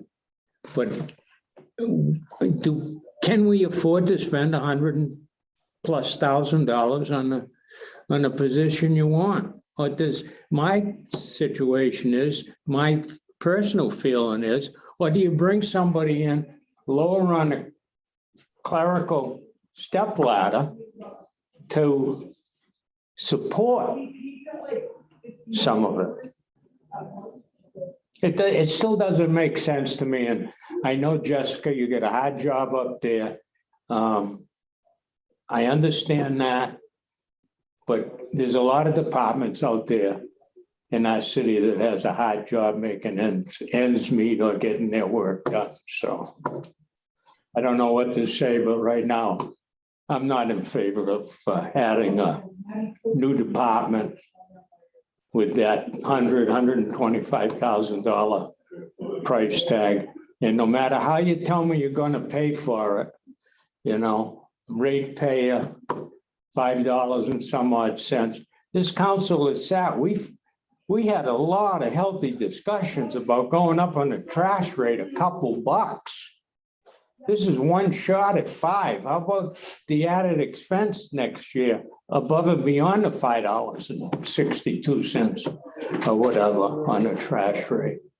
And we got one of the best trash systems. It might not be working full bore, but dollar for dollar in the state, we're right up there with the best. So best system that isn't operating at this point where it should be. I'm going to jump in now and tell you who's going next. Jay, then Jeremy, and then Kathleen. Thank you, Chairperson Waterman. Mark, I don't want to reiterate what Mark said, where it wasn't a lot of the opportunity to follow up earlier in this meeting. What I will say is what I'd like to see is, aside from the org design, there was talk about, you know, well, this assistant director here, this assistant director there, superintendent. I'd like to see that flow chart. I'd like to see where the duties are, how they compare. I'm not arguing whether or not we need this at this point. I'm just asking for more information. If we're going to go grade 9, step 4, I just want to understand it better. I think, you know, losing Jackie's going to be a big hit. What are we going to do there? Mark, I never even thought of the reorganization, or at least a plan for reorganization. I think that makes sense. I think, Jessica, you're coming in mid-pandemic, and it's a tough time to come in. And I think you've done a great job. I think your department's done a great job. But these are the questions we have to ask. These are the questions that we're here to ask. And just because we're asking questions doesn't necessarily mean we're against it or not. Peter's right. We do have one of the best trash programs in the area, but it's also at a time now where people are still really upset about the size of the barrels. People are upset, you know, like I can't be cavalier and just say, yeah, it's only $5.61. We don't know what everyone else is going through. I just want to make sure that if we're adding to the rate, that we're having the right discussion around the right information, and we understand really what the delineation per role truly is, where we're adding a new department and a new role. Thank you. Yes, Jeremy? Yeah, thank you for this discussion, counselors. I think it's been helpful. I just want to be clear that we're not adding a new department. We're not changing the ordinances. We're adding a level of management to a program that's currently within the health department. We had discussion on reorg earlier. Do you make it its own department? Do you put it in DPW? How do you reorg and revision this? And with existing positions, couldn't kind of come up with a great way to do that.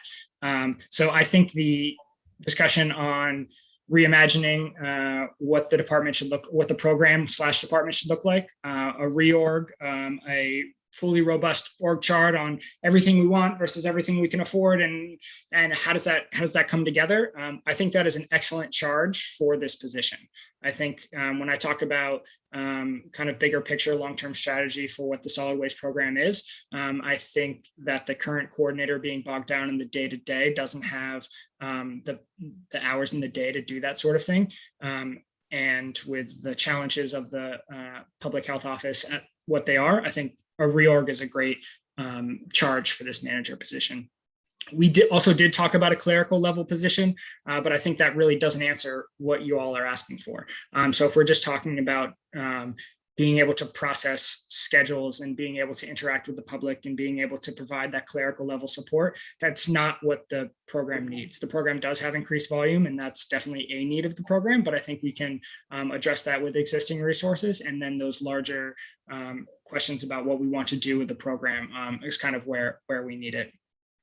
And I thought I would be helpful in adding a step 4 to try to be a reasonable position as to what we're hiring at. And I fear that has just clouded the discussion a little bit. So step 4 is kind of in the middle there. I'm not committing to us hiring anyone at any particular step.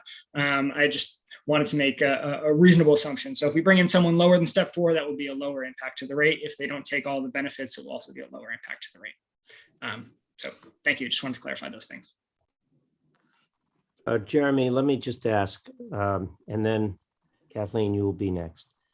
So when you talk about a reorg, are you weighing the possibility of a reorg discussion within the administration?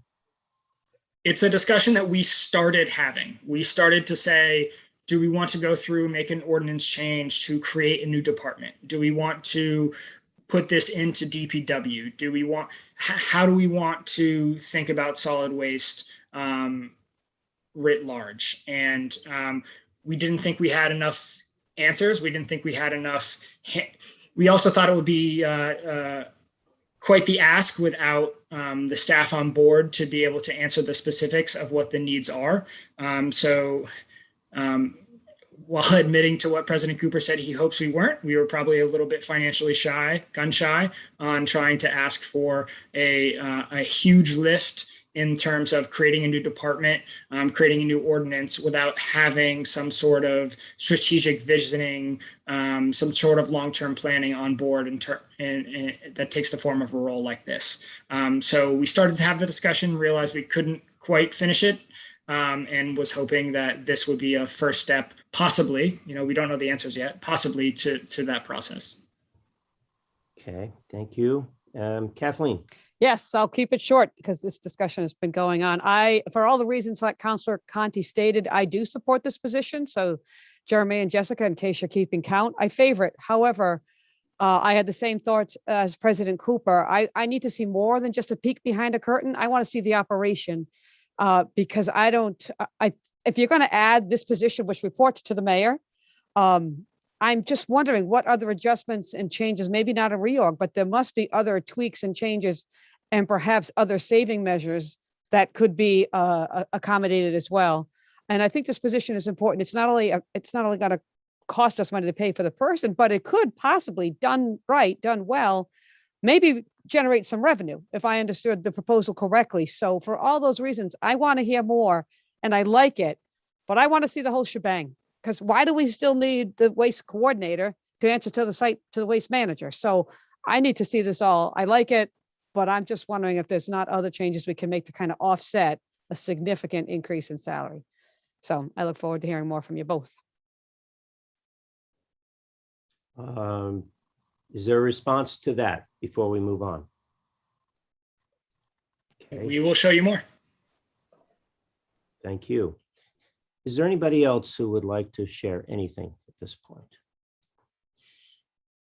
Well, I'm going to address this to Councilor Blair and Councilor Cooper. I believe that we are still in flux.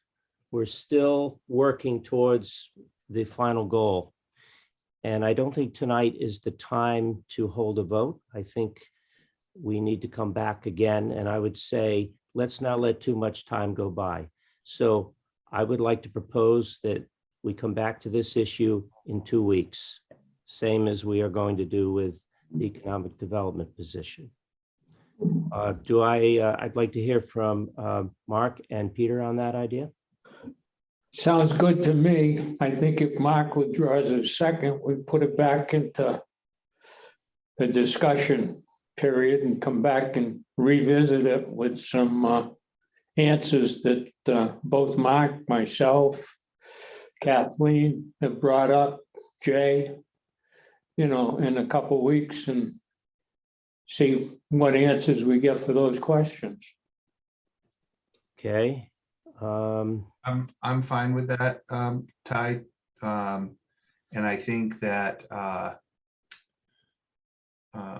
I would just be mindful of Jeremy and Jessica's time in terms of whether or not we need them to come back to the next meeting or not, based on the information that they send to us. And so, Jeremy, is it unreasonable to have some additional, sort of the additional information that we're looking for sent to the council, in the next week? So that gives us a week to sort it out, and Council Waterman a chance to get back to you on whether or not he thinks, based on feedback from the council, whether or not he thinks that you all need to come back to our meeting or not. I think is probably, from my perspective, a plan that I think works.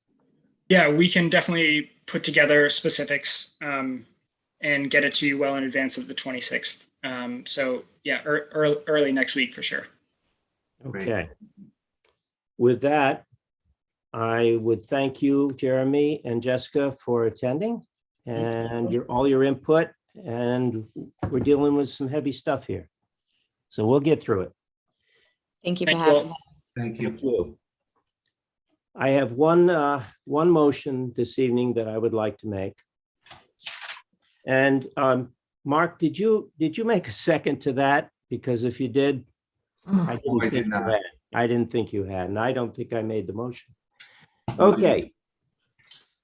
So I would say from the docket of October 19th, 2021, I would entertain a motion to approve the confirmation of the following reappointments for the positions and for the terms as indicated. And there's a list of 5, so I'll say them. Barbara Clark to Council on Human Rights, a 3-year term expiring February 2024. Rose McConey, Conservation Commission, 3-year term, February 2024. Jason Giddle, Planning Board, 5-year term, expiring February 2026. Christopher Quinn, Health Officer, 1-year term, expiring February 2022. Kyle Egney, Lockup Keeper, and that's supposed to read 1-year term, expiring February 2022. Do I have a second? Second. Thank you. Let me just say that we had this motion. All these people were voted into these positions. The reason we're talking about it again is for whatever reason, they did not get to the clerk to get sworn in within the proper amount of time, which I believe is 30 days. So we need to do this again, and that letters are being sent out to these 5 people and requesting that they come down should the council next week vote in the affirmative on this. Is there any other discussion on this? Seeing none, all those in favor? Aye. Opposed, none. The motion passes. And now I would call for a move to adjourn. Second. Thank you. All those in favor? Aye. Aye. Opposed, none. We are adjourned, and that concludes the business of the Personnel, Veterans, Human Services Committee. I will call for the next committee meeting at the appropriate time, which is the 26th of October. Thank you. I'd like to call Ordinance Election Legislators Matters Committee to order at 8:16. Myself, Counselor DeSimone, and Vice President Jackson are all members. Let's see here. I have one motion this evening. From the docket of March 16, 2021, I entertain a motion to approve the following amendments to Section 18-1.8 of the Local Wetlands Protection Ordinance. Second. Thank you. So we've had a public hearing that remained open for quite some time. There was also a public forum on July 7th, an opportunity for residents to come forward and have questions answered. I'd like to vote this out of committee and then have it before the full council so we can vote on it. This is not something that I feel I can support. I would like to hear from my committee as well, but this is not something I will be supporting. I think the residents came out and spoke, stating their concerns regarding it. It's just overly complicated, and it's making it really challenging for individuals to feel comfortable with the land that they own. And I don't feel like I understand the intention of it, but I don't feel like this is the right way to approach what is trying to be intended here. So Councilor DeSimone and then President Cooper. Thank you, Chair Holmes. I appreciate your sentiments. It's indeed been a long process, and we've heard from a lot of people on both sides of the issue. There's been information, concerns, misinformation. But for all those reasons, I think it's important to keep it in committee and figure this out. It doesn't have to be an all or nothing proposition. I think it's more than worthy of further discussion by the committee. There's questions I have that were raised by people from both sides of the issue. I'm not at all comfortable voting on it because I still have questions unanswered. So for the exact same reasons, Chair Holmes, I'm inclined to keep it and give it more thought and more consideration and get questions answered so that we all know what exactly we're voting on. Are there other ways to go about this? Are there other protections that can be made? This has raised a lot of concerns for me across the spectrum. For example, the misinformation, the fact that people aren't aware of this. I'm wondering, why don't we do an annual mailing about the wetlands protection zones if they're important? Why don't we inform people they're important? Is the building department providing notice of wetlands protection issues to anybody who applies for a permit, as I've seen done in other municipalities? And I guess what I'm saying is, if it's important enough and worthy of 5 public hearings, to me, it's important enough and worthy of further discussion and consideration on what we can do here, if anything.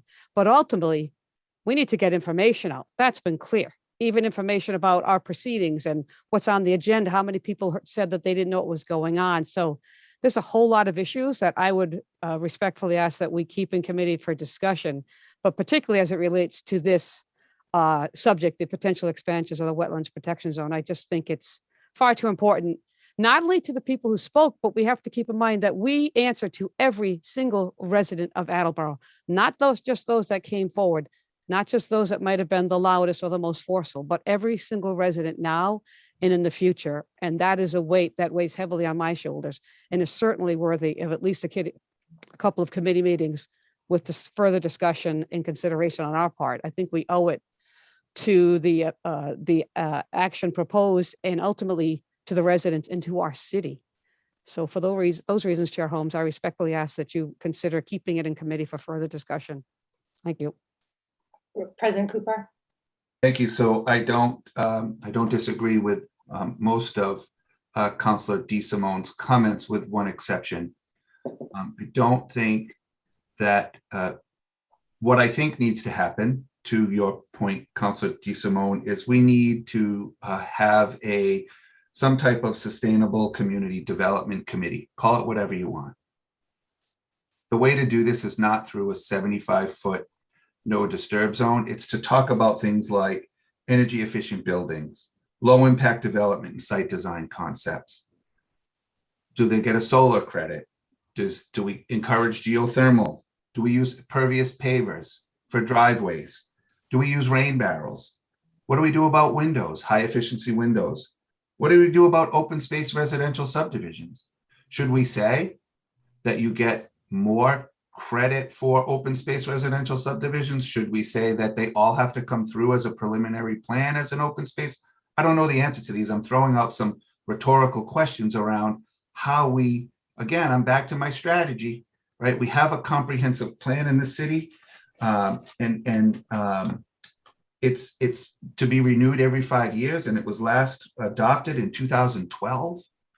A lot has happened since 2012. We have a stormwater rules and regulations from 2008 that will last revised in 2012. A lot has happened since 2012. I also have to say that, you know, there's vegetation and planting requirements, things that we can do that can help with water quality. And we need to get to a place where we maintain what we have. How many of you have been driving around the city and seen trees this big growing out of detention and retention basins? How much manhole catch basin management control do we do in the city of Attleboro? One time a year, we rent a Vector truck that drives all around and sucks the stuff out and sprays an orange dot on the grate.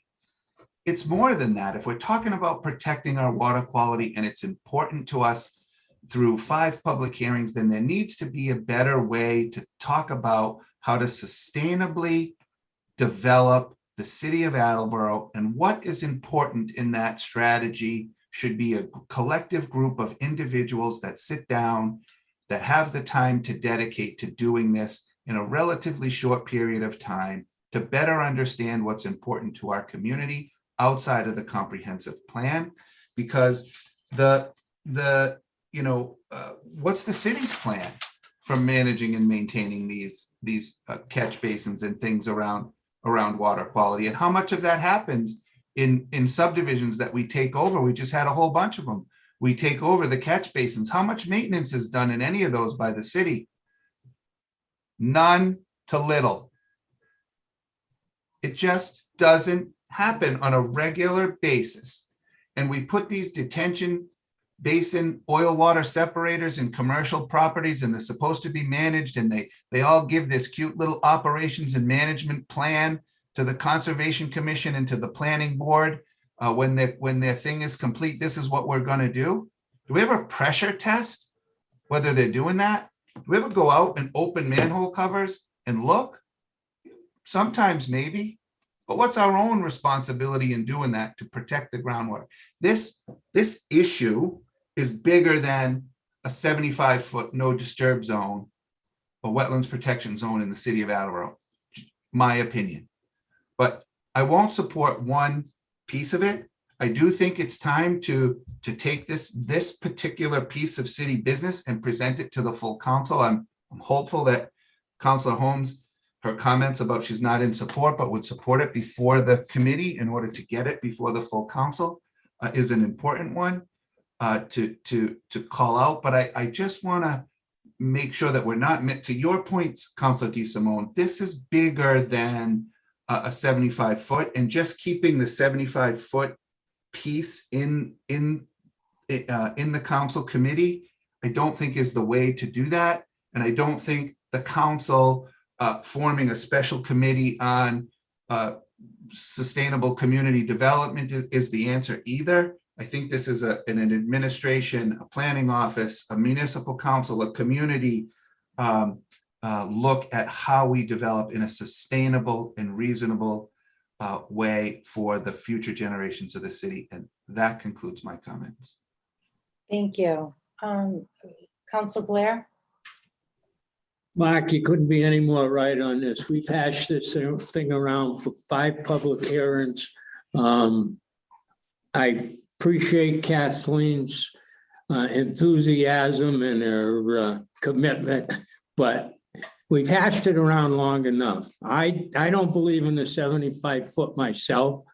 25-foot has been working well.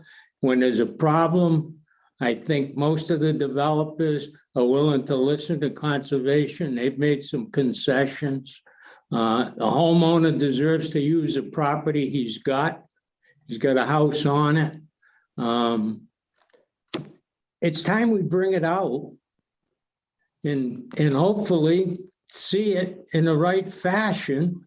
And Mark's got some ideas. There's so much other things we can do out there for water quality above the 25 foot, but not taking away property owners' right. And Diane, I commend you for going through this process and making the motion to bring it out to the full council. I think it's time. Thank you. Thank you. Counselor Delosio? Thank you. Yeah, again, I agree with a lot of what Kathleen said, what Peter said, but President Cooper, I think you hit the nail on the head. When we're creating an ordinance or amending an ordinance, we have to define what it is that we're trying to solve.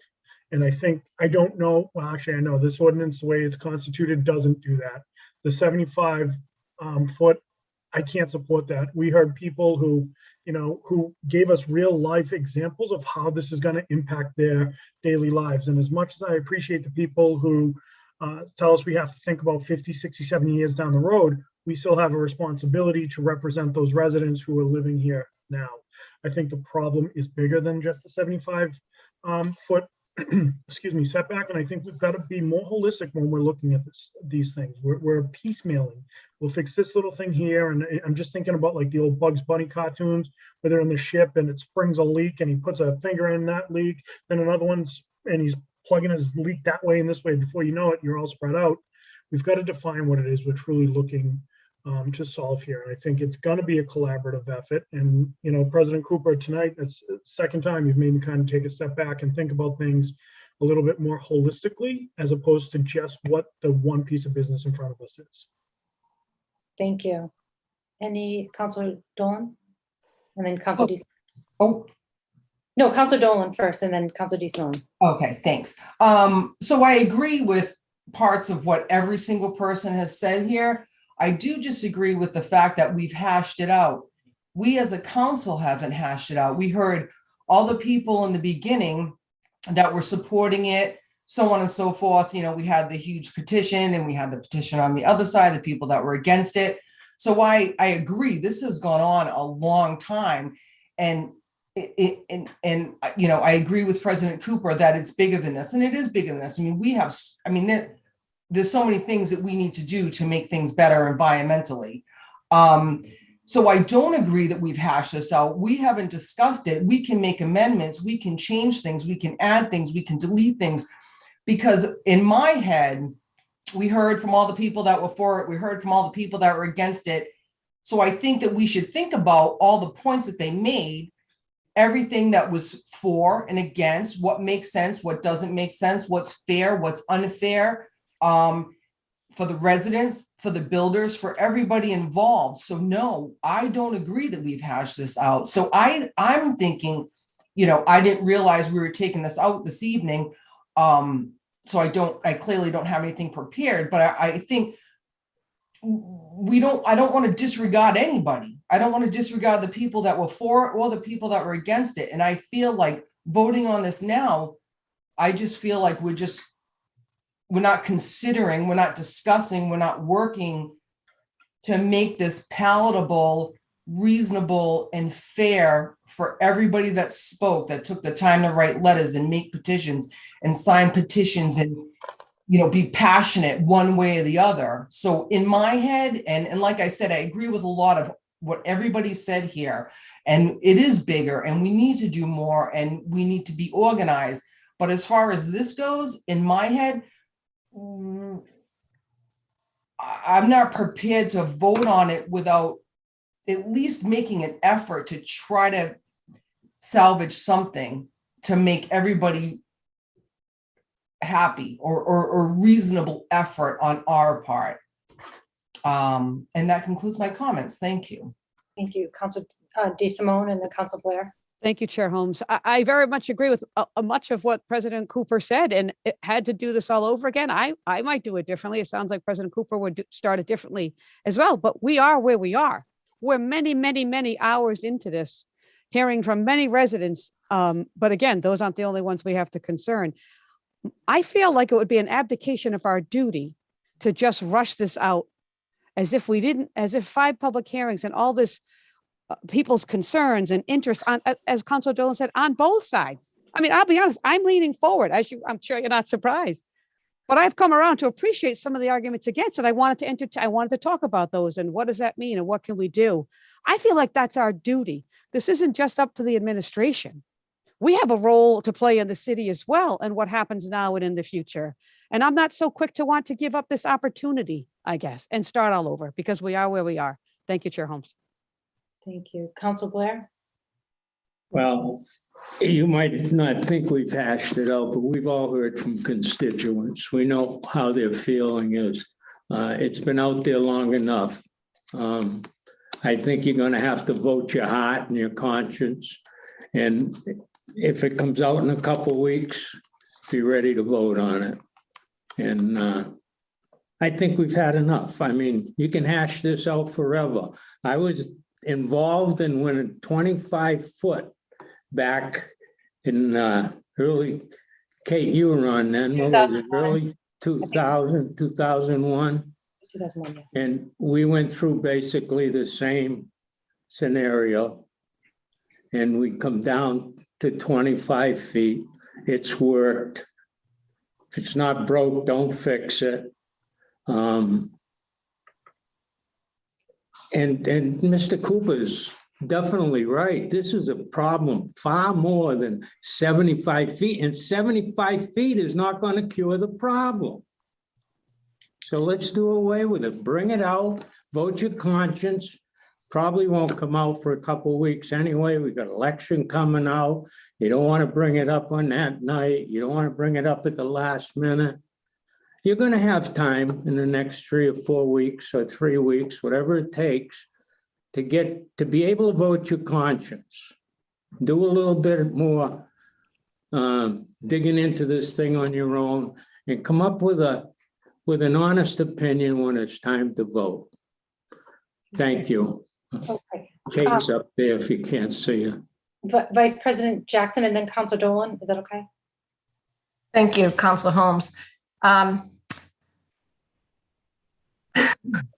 Yes, this has been, everybody's correct in everything they're saying. This has been hashed out for a long, well, it hasn't been hashed out. We've heard about it for a long period of time, but I do agree with Councilor DeSimone. I would prefer to wait. And perhaps since everybody has a lot to say about it, maybe have a separate committee meeting on a separate night, not on a Tuesday night where, you know, it's 11 o'clock and we're still just doing the ordinance committee. That's just my suggestion.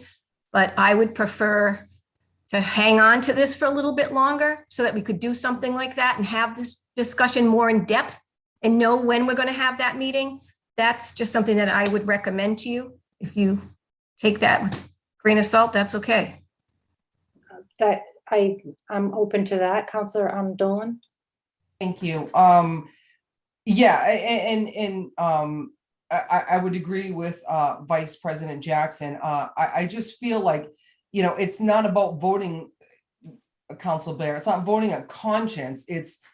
I feel like the whole point of public hearings are to listen to everybody, take into consideration what everybody said, get together and do something that might be reasonable. So, you know, this may die in the end. It may die in the end, but it doesn't have to be 75 feet. What if it's 32.5 feet? What if this is grandfathered in? We could make changes to put work and effort into this and to take consideration for people that were against and people that were for.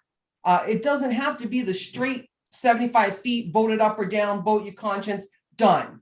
I don't think that's, and I think it was Councilor DeSimone that said it's our duty. So we listen to both sides and then we make the best decision possible. And you know what? It might die. Maybe it dies and maybe we get nothing. But I think it would be an abdication if we don't make some effort to salvage something from this that's salvageable, that's good for everybody, that something to work on it. And so I won't belabor it. That's how I feel. It is not my committee, of course, Chair Holmes. It's up to you, but that's my comments. Thank you.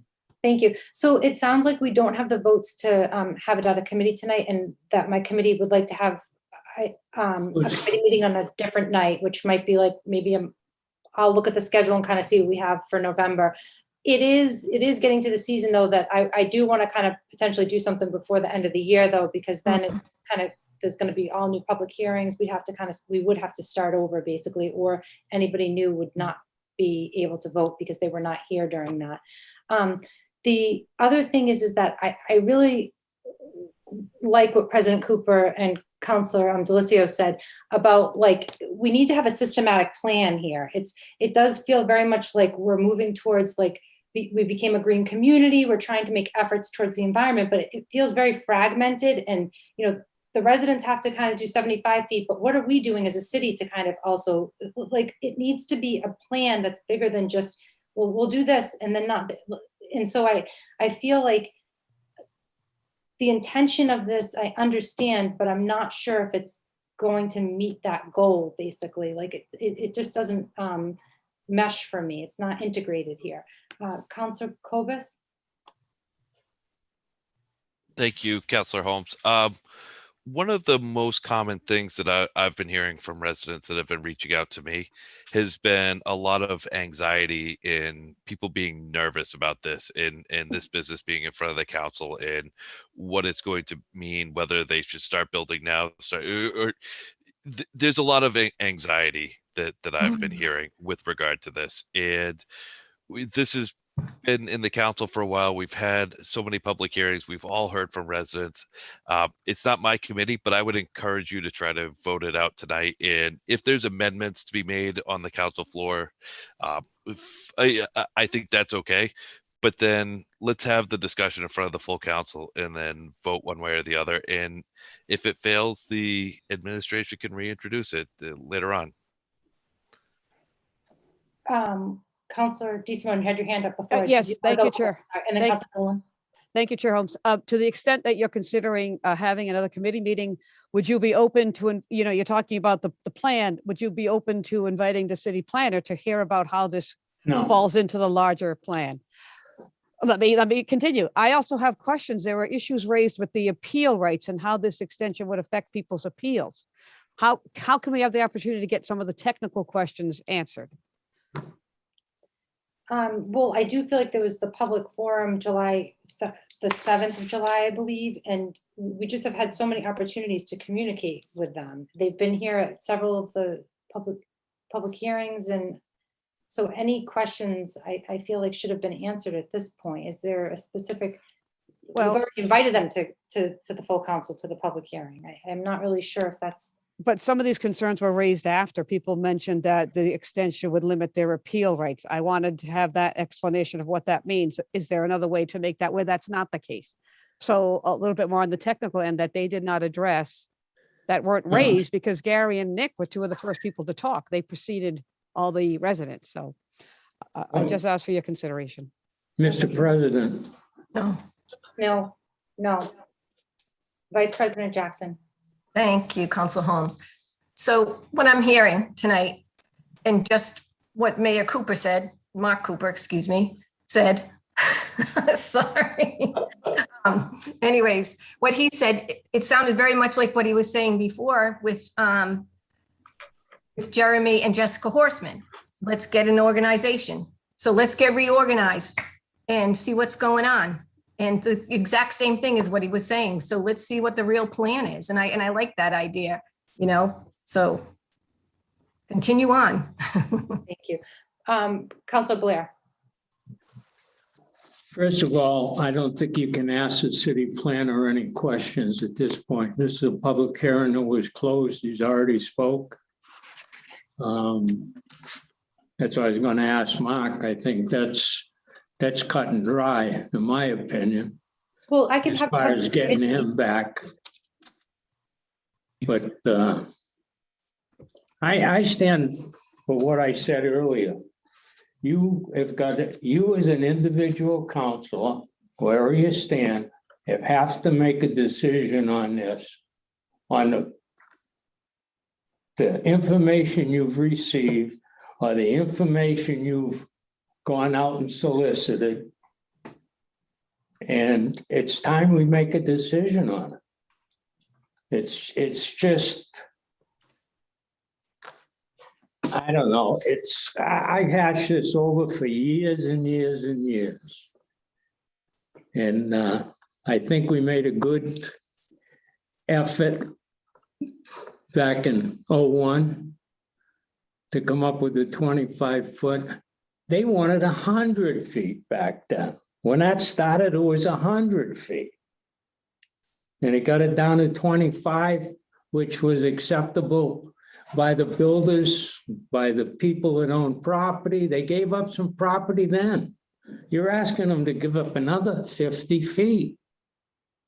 And I don't care who says what. I know you can ask for a waiver. That's more government thrown on people that have to hire lawyers, go through all that baloney, go before a board. They're not comfortable, hesitant to do it. They're not all lawyers. I've argued enough about it. I think you're going to have to vote your conscience eventually. Counselor Dolan? I'm good. I'm good. You know, clearly it's committee right now, and you all in your committee will make the decision on where it goes. I've stated how I feel, and thank you for letting me speak. Of course. Counselor Conti or Waterman, did you want to add anything? I unmuted because I believe you as the chairperson of your committee can call any one in front of your committee at any time, regardless of whether the public hearing is closed or open. So you've got two council members that are on the fence here, and maybe that's the right thing to do. That's your decision. The other thing I wanted to remind you of is that there's a clock ticking on the public hearing, that a decision has to be made. I believe it's by 90 days or it's an automatic granting. So those are just the two things that I had unmuted to say to you. I have a lot more to say, but this has already gone on way too long. So that concludes my comments. Thank you. One question that Richard just raised about the clock ticking. When does the clock ticking when did it begin? When the public hearing was closed. Thank you.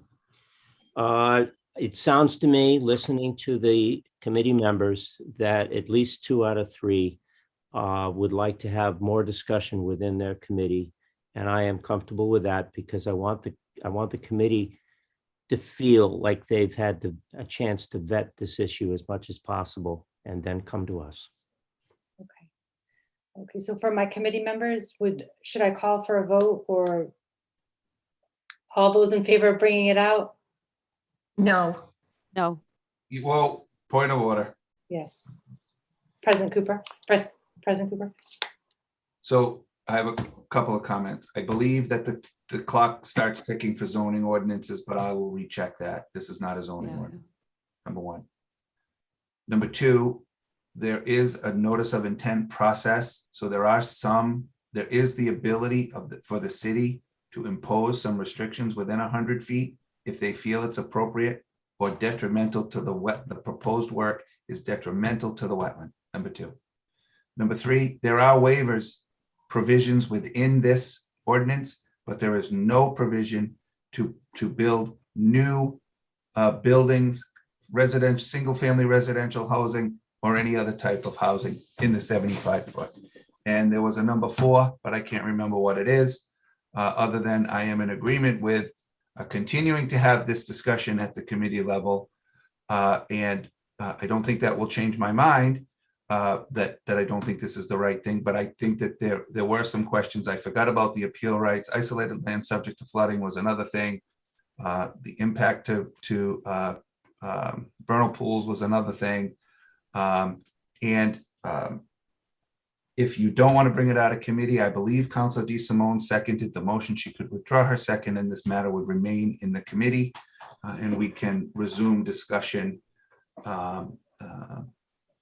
at your discretion as the committee chair. Thank you. Councilor DeSimone, would you like to do that? I will do so. I will withdraw my second.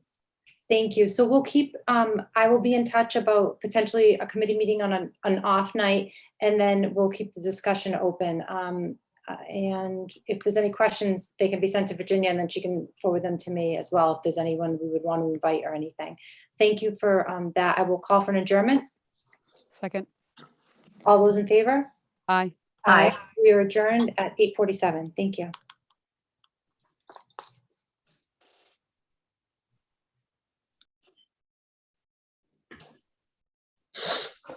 Peter, have you canceled your meeting yet? Thank you for reminding me. My meeting's canceled. I have no business for public safety emergency management this evening. Traffic and transportation is also canceled for this evening. Thank you. So I'd like to bring the Capital Improvements and City Development Committee to order at 8:47. I've got one important discussion to have with my council committee members, and I have, I think, 3 motions to bring before you. So let's deal with those first. Sitting on this committee are Councilors Waterman and Dolan. From the docket of October 19, 2021, I entertain a motion to transfer $32,340 from account 112410000-578-300 citywide reserve fund for transfer to account 163010000-5891000 Recreation Briggs Pool to replace pumps at the Fred E. Briggs Pool. Second. Thank you, Councilor Waterman. I think we all read Dennis Walsh's memo. My opinion about this is that this pool in particular really has to be kept in tip-top shape. So I'm in full support of this, and I'll open up the discussion for any committee members and councilors to comment on the motion. Seeing none, Councilor Blair. I agree with you as far as this pool is important. This pool is used probably the most by our residents of any pool in Attleboro. It's well maintained by the residents. It serves a great purpose on the east side. It's a community gathering spot for the community in that area. To let it go and repair by not replacing the pumps would be a sin. So I support this to the hilt. I know it's a favorite project of mine, and maybe I'm beating a drum loud, but sometimes you have to be heard. And that park is important to the city and especially to that group on the east side in Ward 5. Councilor Waterman, were you going to raise your hand? Did I miss you? I was going to say pretty much what Councilor Blair said. This is an incredibly important pool. It serves a community that really loves this pool and uses it a lot, and it's a no-brainer in my mind. Let's do it. Any other comments from councilors? Don't let me miss you. Okay, seeing none, we'll call for a vote. All in favor, say aye. Aye. Motion passes unanimously. From the docket of October 19, 2021, a public hearing was called on for October 19, 2021 to approve the following loan order to replace a frontline fire engine. Ordered that $675,000 be appropriated for the cost of purchasing and equipping a fire engine, that to meet this appropriation, the treasurer, with the approval of the mayor, is authorized to borrow $675,000 under Section 7, subsection I of Chapter 44 of the general laws, or any other enabling authority, and that the mayor is authorized to take any other action necessary to carry out this project. Any premium received by the city upon the sale of any bonds or notes approved by this order, unless any such premium applied to the payment of the cost of issuance of such bonds or notes, may be applied to the payment of costs approved by this vote in accordance with Chapter 44, Section 20 of the general laws, thereby reducing the amount authorized to be borrowed to pay such costs by a like amount. Second again. Thank you, Councilor Waterman.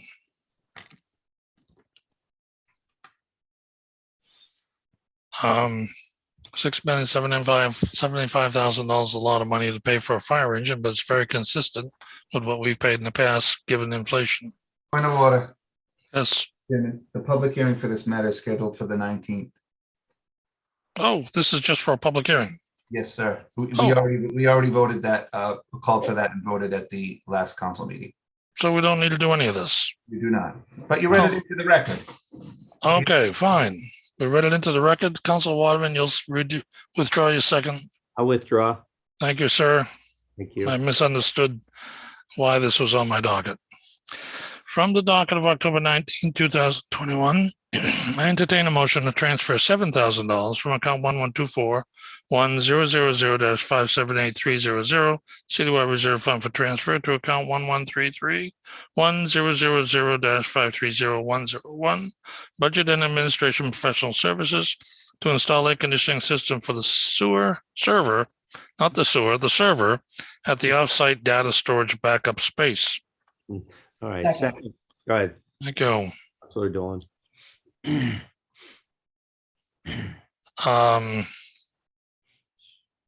This is part of the long process of the grant that we got from the Community Compact to set up a backup server remote system. And this will fill the budget to make that happen. Any comments? Seeing none, I'll call for a vote. All in favor, say aye. Aye. Aye, motion passed unanimously. Lastly, I'd like to have a discussion with my committee about the gym floors. You all received a letter that was written by a Mark, I don't think I can pronounce his name correctly, Zawatsky. He's the principal of Port Construction Consulting. And he pointed out the fact that the two schools that we were planning on replacing the flooring were built in such a manner that the vinyl flooring 3/8 inch thick is the design replacement for what is currently there.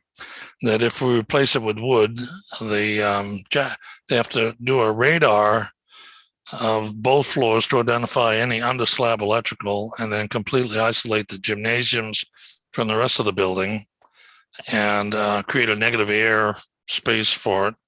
And then saw cut the perimeter and where any electrical work may be, then demo the slab of the gym in its entirety and prep and subgrade and install a vapor barrier, then place new concrete slab with haunches, which are the primary support section for the wood flooring, and then do temporary supports.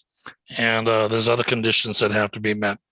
So that they estimate will cost about $117,500. And then on top of that, there were general conditions like air monitoring and bond costs and contractor overhead or planning expenses, additional architectural engineering services for design and administration, and additional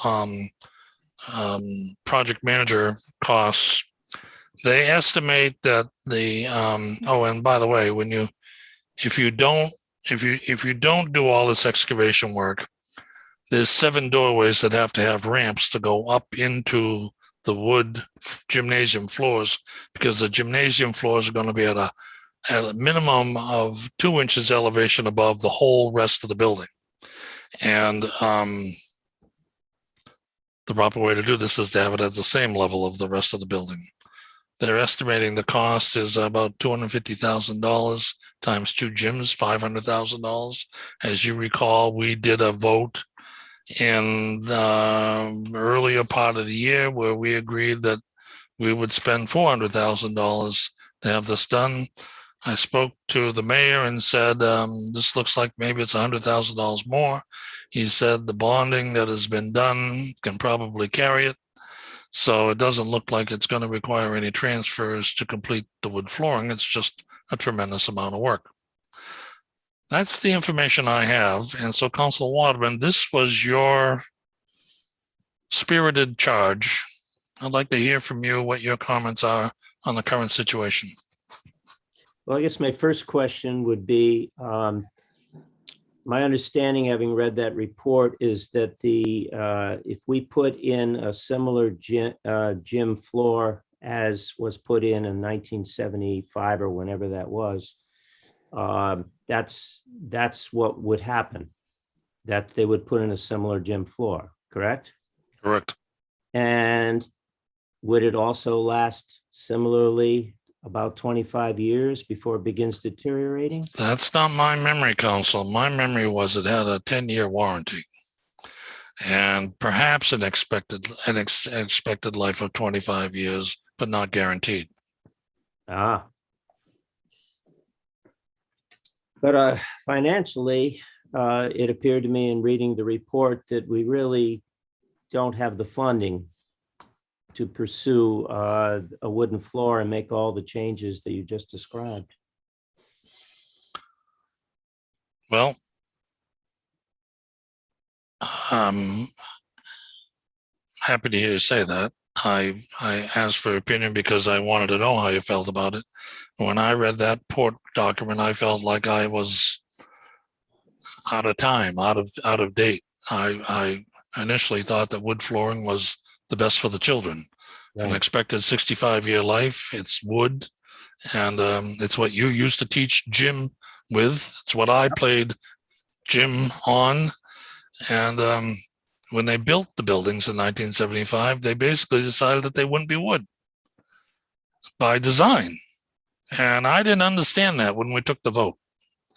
I thought that it was a simple matter of simply replacing that vinyl rubberized flooring with wood. And so did I. That shows you how much I know about construction. I don't see a choice financially. It appears to me like we have to do the best we can, and we need a new floor. This is going to simulate wood. That's that much I read. It's going to look like wood, but it's not going to respond like wood. Yeah. I think we have to move forward with the best we can get. And if this is the best we can get, then I'll live with that. Okay. Councilor Dolan, do you have thoughts? So without spending the extra money, you said there's a 10-year warranty. And if we did spend the extra money for wood, would there be any different warranty for that? Or is it still 10? I don't think I understand your question. I'm sorry. Well, maybe I misunderstood what you said. You said there would be a 10-year warranty on this floor? There's a 10-year warranty on the new floor. And the new floor isn't wood if we don't fork over the other $100,000? What I remember, and I'm regret that I haven't pulled my files, but what I remember is that the flooring was like $180,000, $200,000 for the rubberized replacement flooring and the removal of what was there and the removal of the old adhesive material that they used to make, and to secure the building so that the children would not be exposed to any harmful particulates. And that was $180,000, $200,000 was for each school. And that if we were going to do wood, that it was a $400,000 premium on top of that, and for the two floors. And we thought at the time that a 65-year life for wood versus a 10-year warranty and perhaps a 25-year for rubberized vinyl, the wood seemed to make more sense. Now that we've learned that the schools were designed for that vinyl rubberized flooring, I'm having second thoughts whether or not that's a smart decision.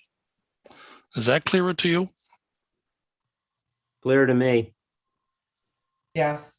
I'm just not prepared. I just wasn't prepared for this conversation. I didn't know we would be discussing this. It's just a discussion. It's not a motion. It's not, there's not going to be an action taken as a result of this discussion. I just needed to know what the two of you thought about this situation before I went further with any conversations. Well, one thing that I do think is we've got to replace it, and I've been told by a few sources within the school department that it could be done next summer, and that's probably when it would happen, July and August. And Right. I think we've got to do that. Right. So I don't want to see any further delay beyond that point. Right, perfect. Excellent. Does any other counselor have any comments on the subject? I'm happy to hear it. Seeing none, I'll entertain a motion to adjourn. Second. Thank you. All in favor, say aye. Aye. Aye. I declare the Capital Improvement City Development Committee adjourned at 9:02. Thank you. I'd like to call the Public Works Committee to order at 9:02. I have 4 items of business this evening. Motions to bring out. From the docket of October 19th, 2021, I entertain a motion to approve a supplemental appropriation for the solid waste program in the amount of $10,865.34 to account 1510-1000-529070, health waste recycle collection, due to an increase in residential units participating in the program. Second. Thank you. So we have 57 more units added to our program. 7 more units added to the program, which was not in our budget, is $190.62 times 57 equals $10,865.34. So our voted budget originally was 171000001, and the new amount will be 1720865.34. which makes a difference of the 10,865.34. Any comments, questions? All those in favor? Aye. Aye. Opposed? Motion carries.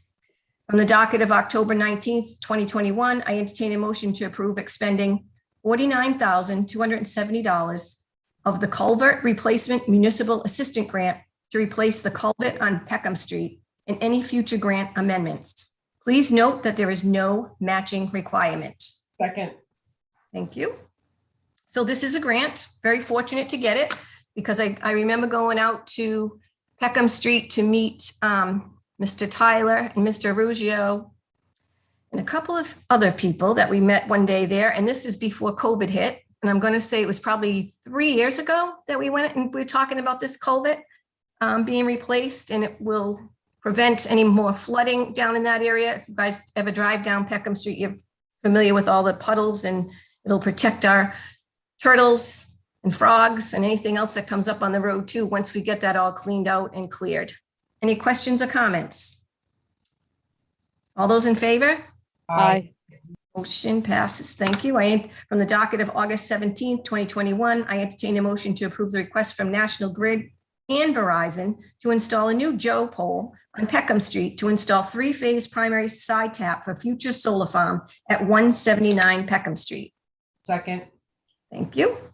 So we had this public hearing, then it was extended because there was questions about the number on the street. And at the second continued public hearing, we didn't have anybody object to it.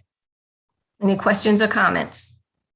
All those in favor? Oops, I'm sorry. Councilor DeSimone. Thank you, Vice President Jackson. Only to say that I think I'm excited about the solar farms that are going on. Do you know anything about them? And I don't mean to catch you off guard with that question, but. No, and I don't know, because I just know it's a future solar farm. So Okay. in the future, we're going to hear more about it. All right. Once it Well, gets up running. good Yeah. point. Good point. Yeah. Thank you. You're welcome. Any other comments or questions? All those in favor? Aye. Aye. Opposed? Motion carries. From the docket of August 17th, 2021, I entertain a motion to approve the request from National Grid to install a new 45-foot pole between P6369 and P6370 on Richardson Ave to supply a future solar farm with 3-phase overhead electrical service. Second. Thank you. Again, we had a public hearing held, and then it was continued. At the continued public hearing, we didn't have anybody opposed to it. Any comments or questions? All those in favor? Aye. Opposed? Motion carries. Thank you very much. That concludes the business for the Public Works Committee. I'd like to ask for an adjournment at 9:06. Second. Thank you. All those in favor? Aye. We are adjourned at 9:06. Thank you. I'd like to call the Zoning and Land Use Committee to order at 9:06. Let me just record that. We have 7 items tonight to go through, all street acceptances. So I will start with the first one from the docket of September 21st, 2021. I move to approve the following street acceptance. Pursuant to section 16-2.2 of the revised ordinance of the city of Attleboro as amended to lay out Pheasant Hill Road as a public way, length of 449.23 feet from station 0 to station 4 plus 49.23, and accept said way in any related drainage, water, or sewer facilities or easements, all is shown on a plan and profile entitled Rolling Hills Estate, Section 6, Acceptance Plan and Profile, Pheasant Hill Road, Attleboro, Massachusetts, dated August 28th, 2020, revised through March 5th, 2021, prepared by Brian J. Weiner, RPE, and Kenneth G. McKenzie, Jr., PLS, which plan and profile have been deemed satisfactory to the Superintendent of Public Works. Enclosed, please find the necessary documents. Second.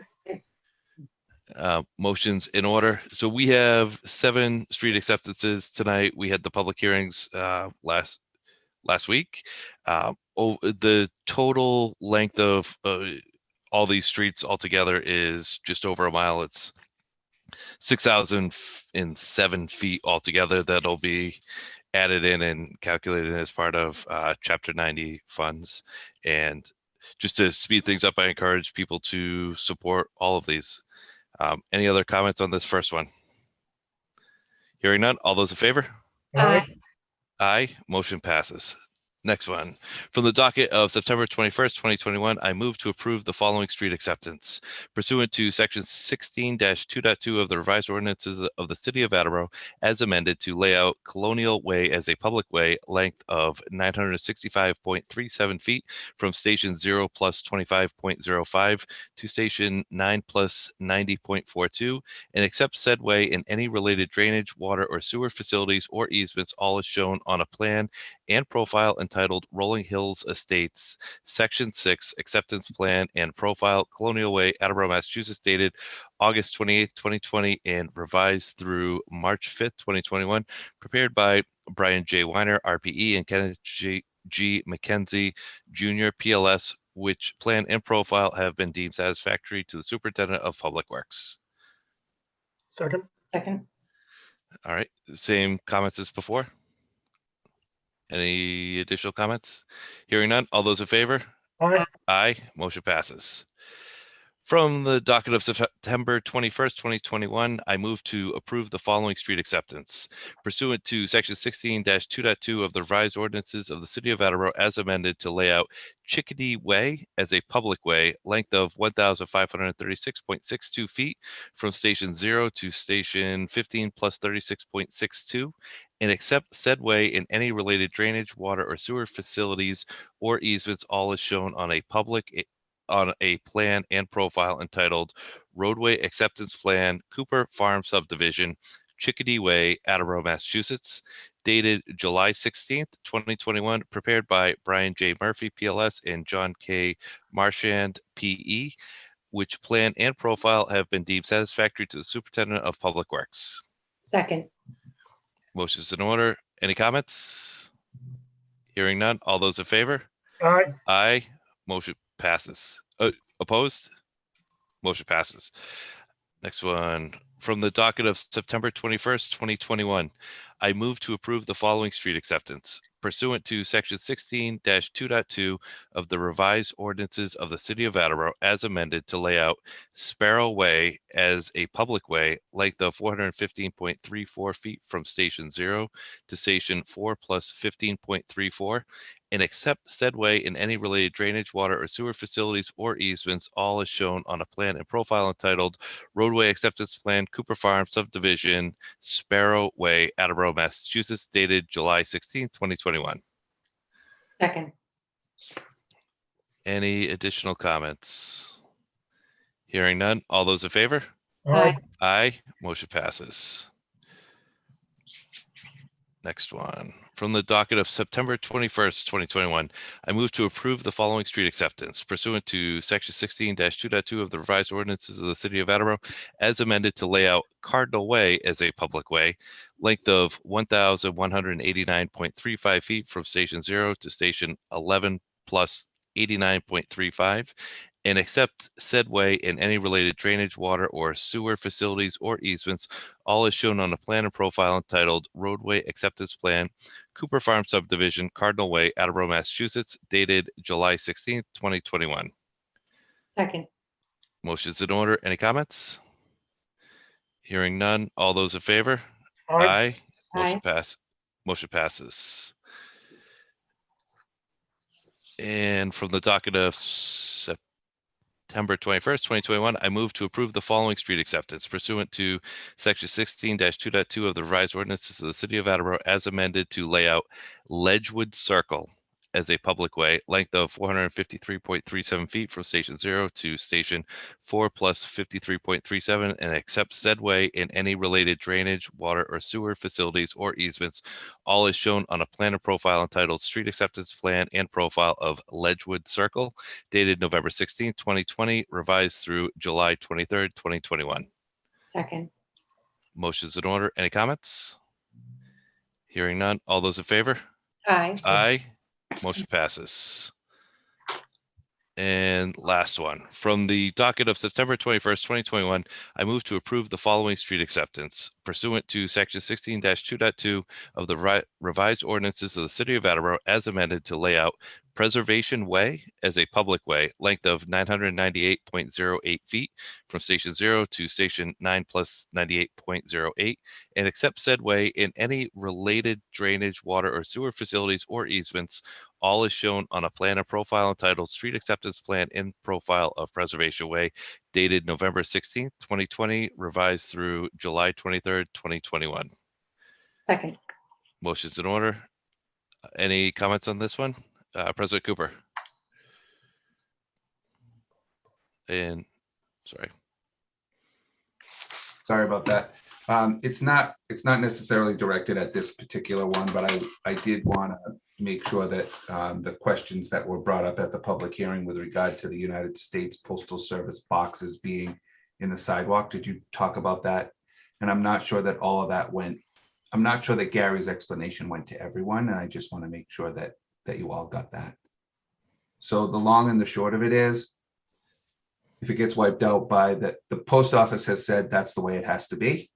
They're not doing individual mailboxes at individual addresses in new subdivisions. They're doing the boxes that the gentleman described.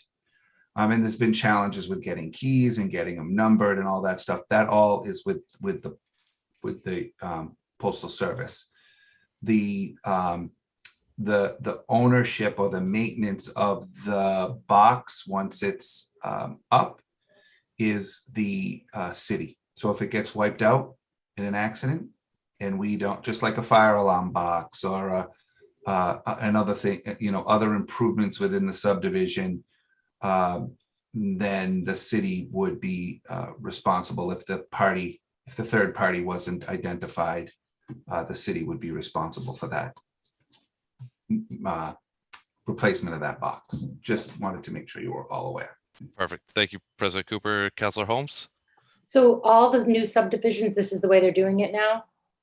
Most, I would say, to Gary's response. Gary's responded that that's the way that. Yeah, that's pretty wild. Okay. And Vice President Jackson. I just want to answer that question of Councilor Holmes. Yes, all subdivisions are subjected to that. And that's all over. That's the United States Postal Service declared that a few years back and the city didn't even know about it. So now they all have to do that. Outstanding. Any additional comments? Hearing none. All those in favor? Aye. Aye. Motion passes. Move to adjourn at 9:15. Second. Motion's in order. All those in favor? Aye. Aye. We are adjourned at 9:15. I'd like to call License Committee to order at 9:15. I have three motions tonight. From the docket of October 19, 2021, I entertain a motion to approve the Class 2 license for C&S Millennium Motors, 1844 County Street, with 10 customer parking spaces and 8 display spaces. Second. So for this and the following two, I went to all three of these this weekend. They're all in order. I don't know. I guess the whole, I'm sure everybody's heard about the car issues, shortage. Anybody I went by didn't seem to be overflowing at all. So anyway, all those in favor? Aye. Aye. Motion passes. From the docket of October 19th, 2021, I entertain a motion to approve Auto Mazed Inc.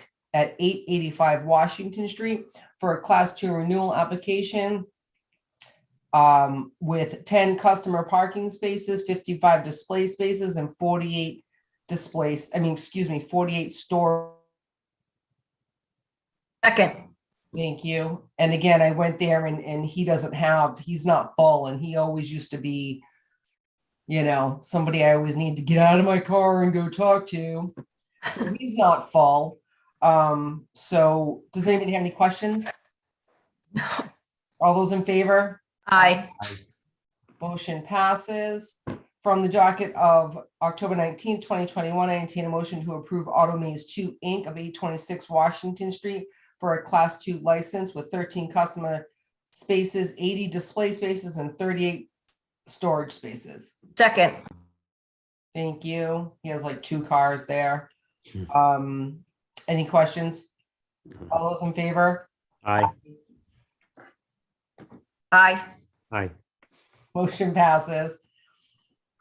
And that concludes the business for the License Committee. I'd like to call for an adjournment at 9:18. Second. All those in favor? Aye. You're adjourned at 9:18. Thank you. City property and claims are canceled this evening. That concludes, the business. I think that's it. Mhm. All right. Good night, everybody. Good night, everyone. Thank you.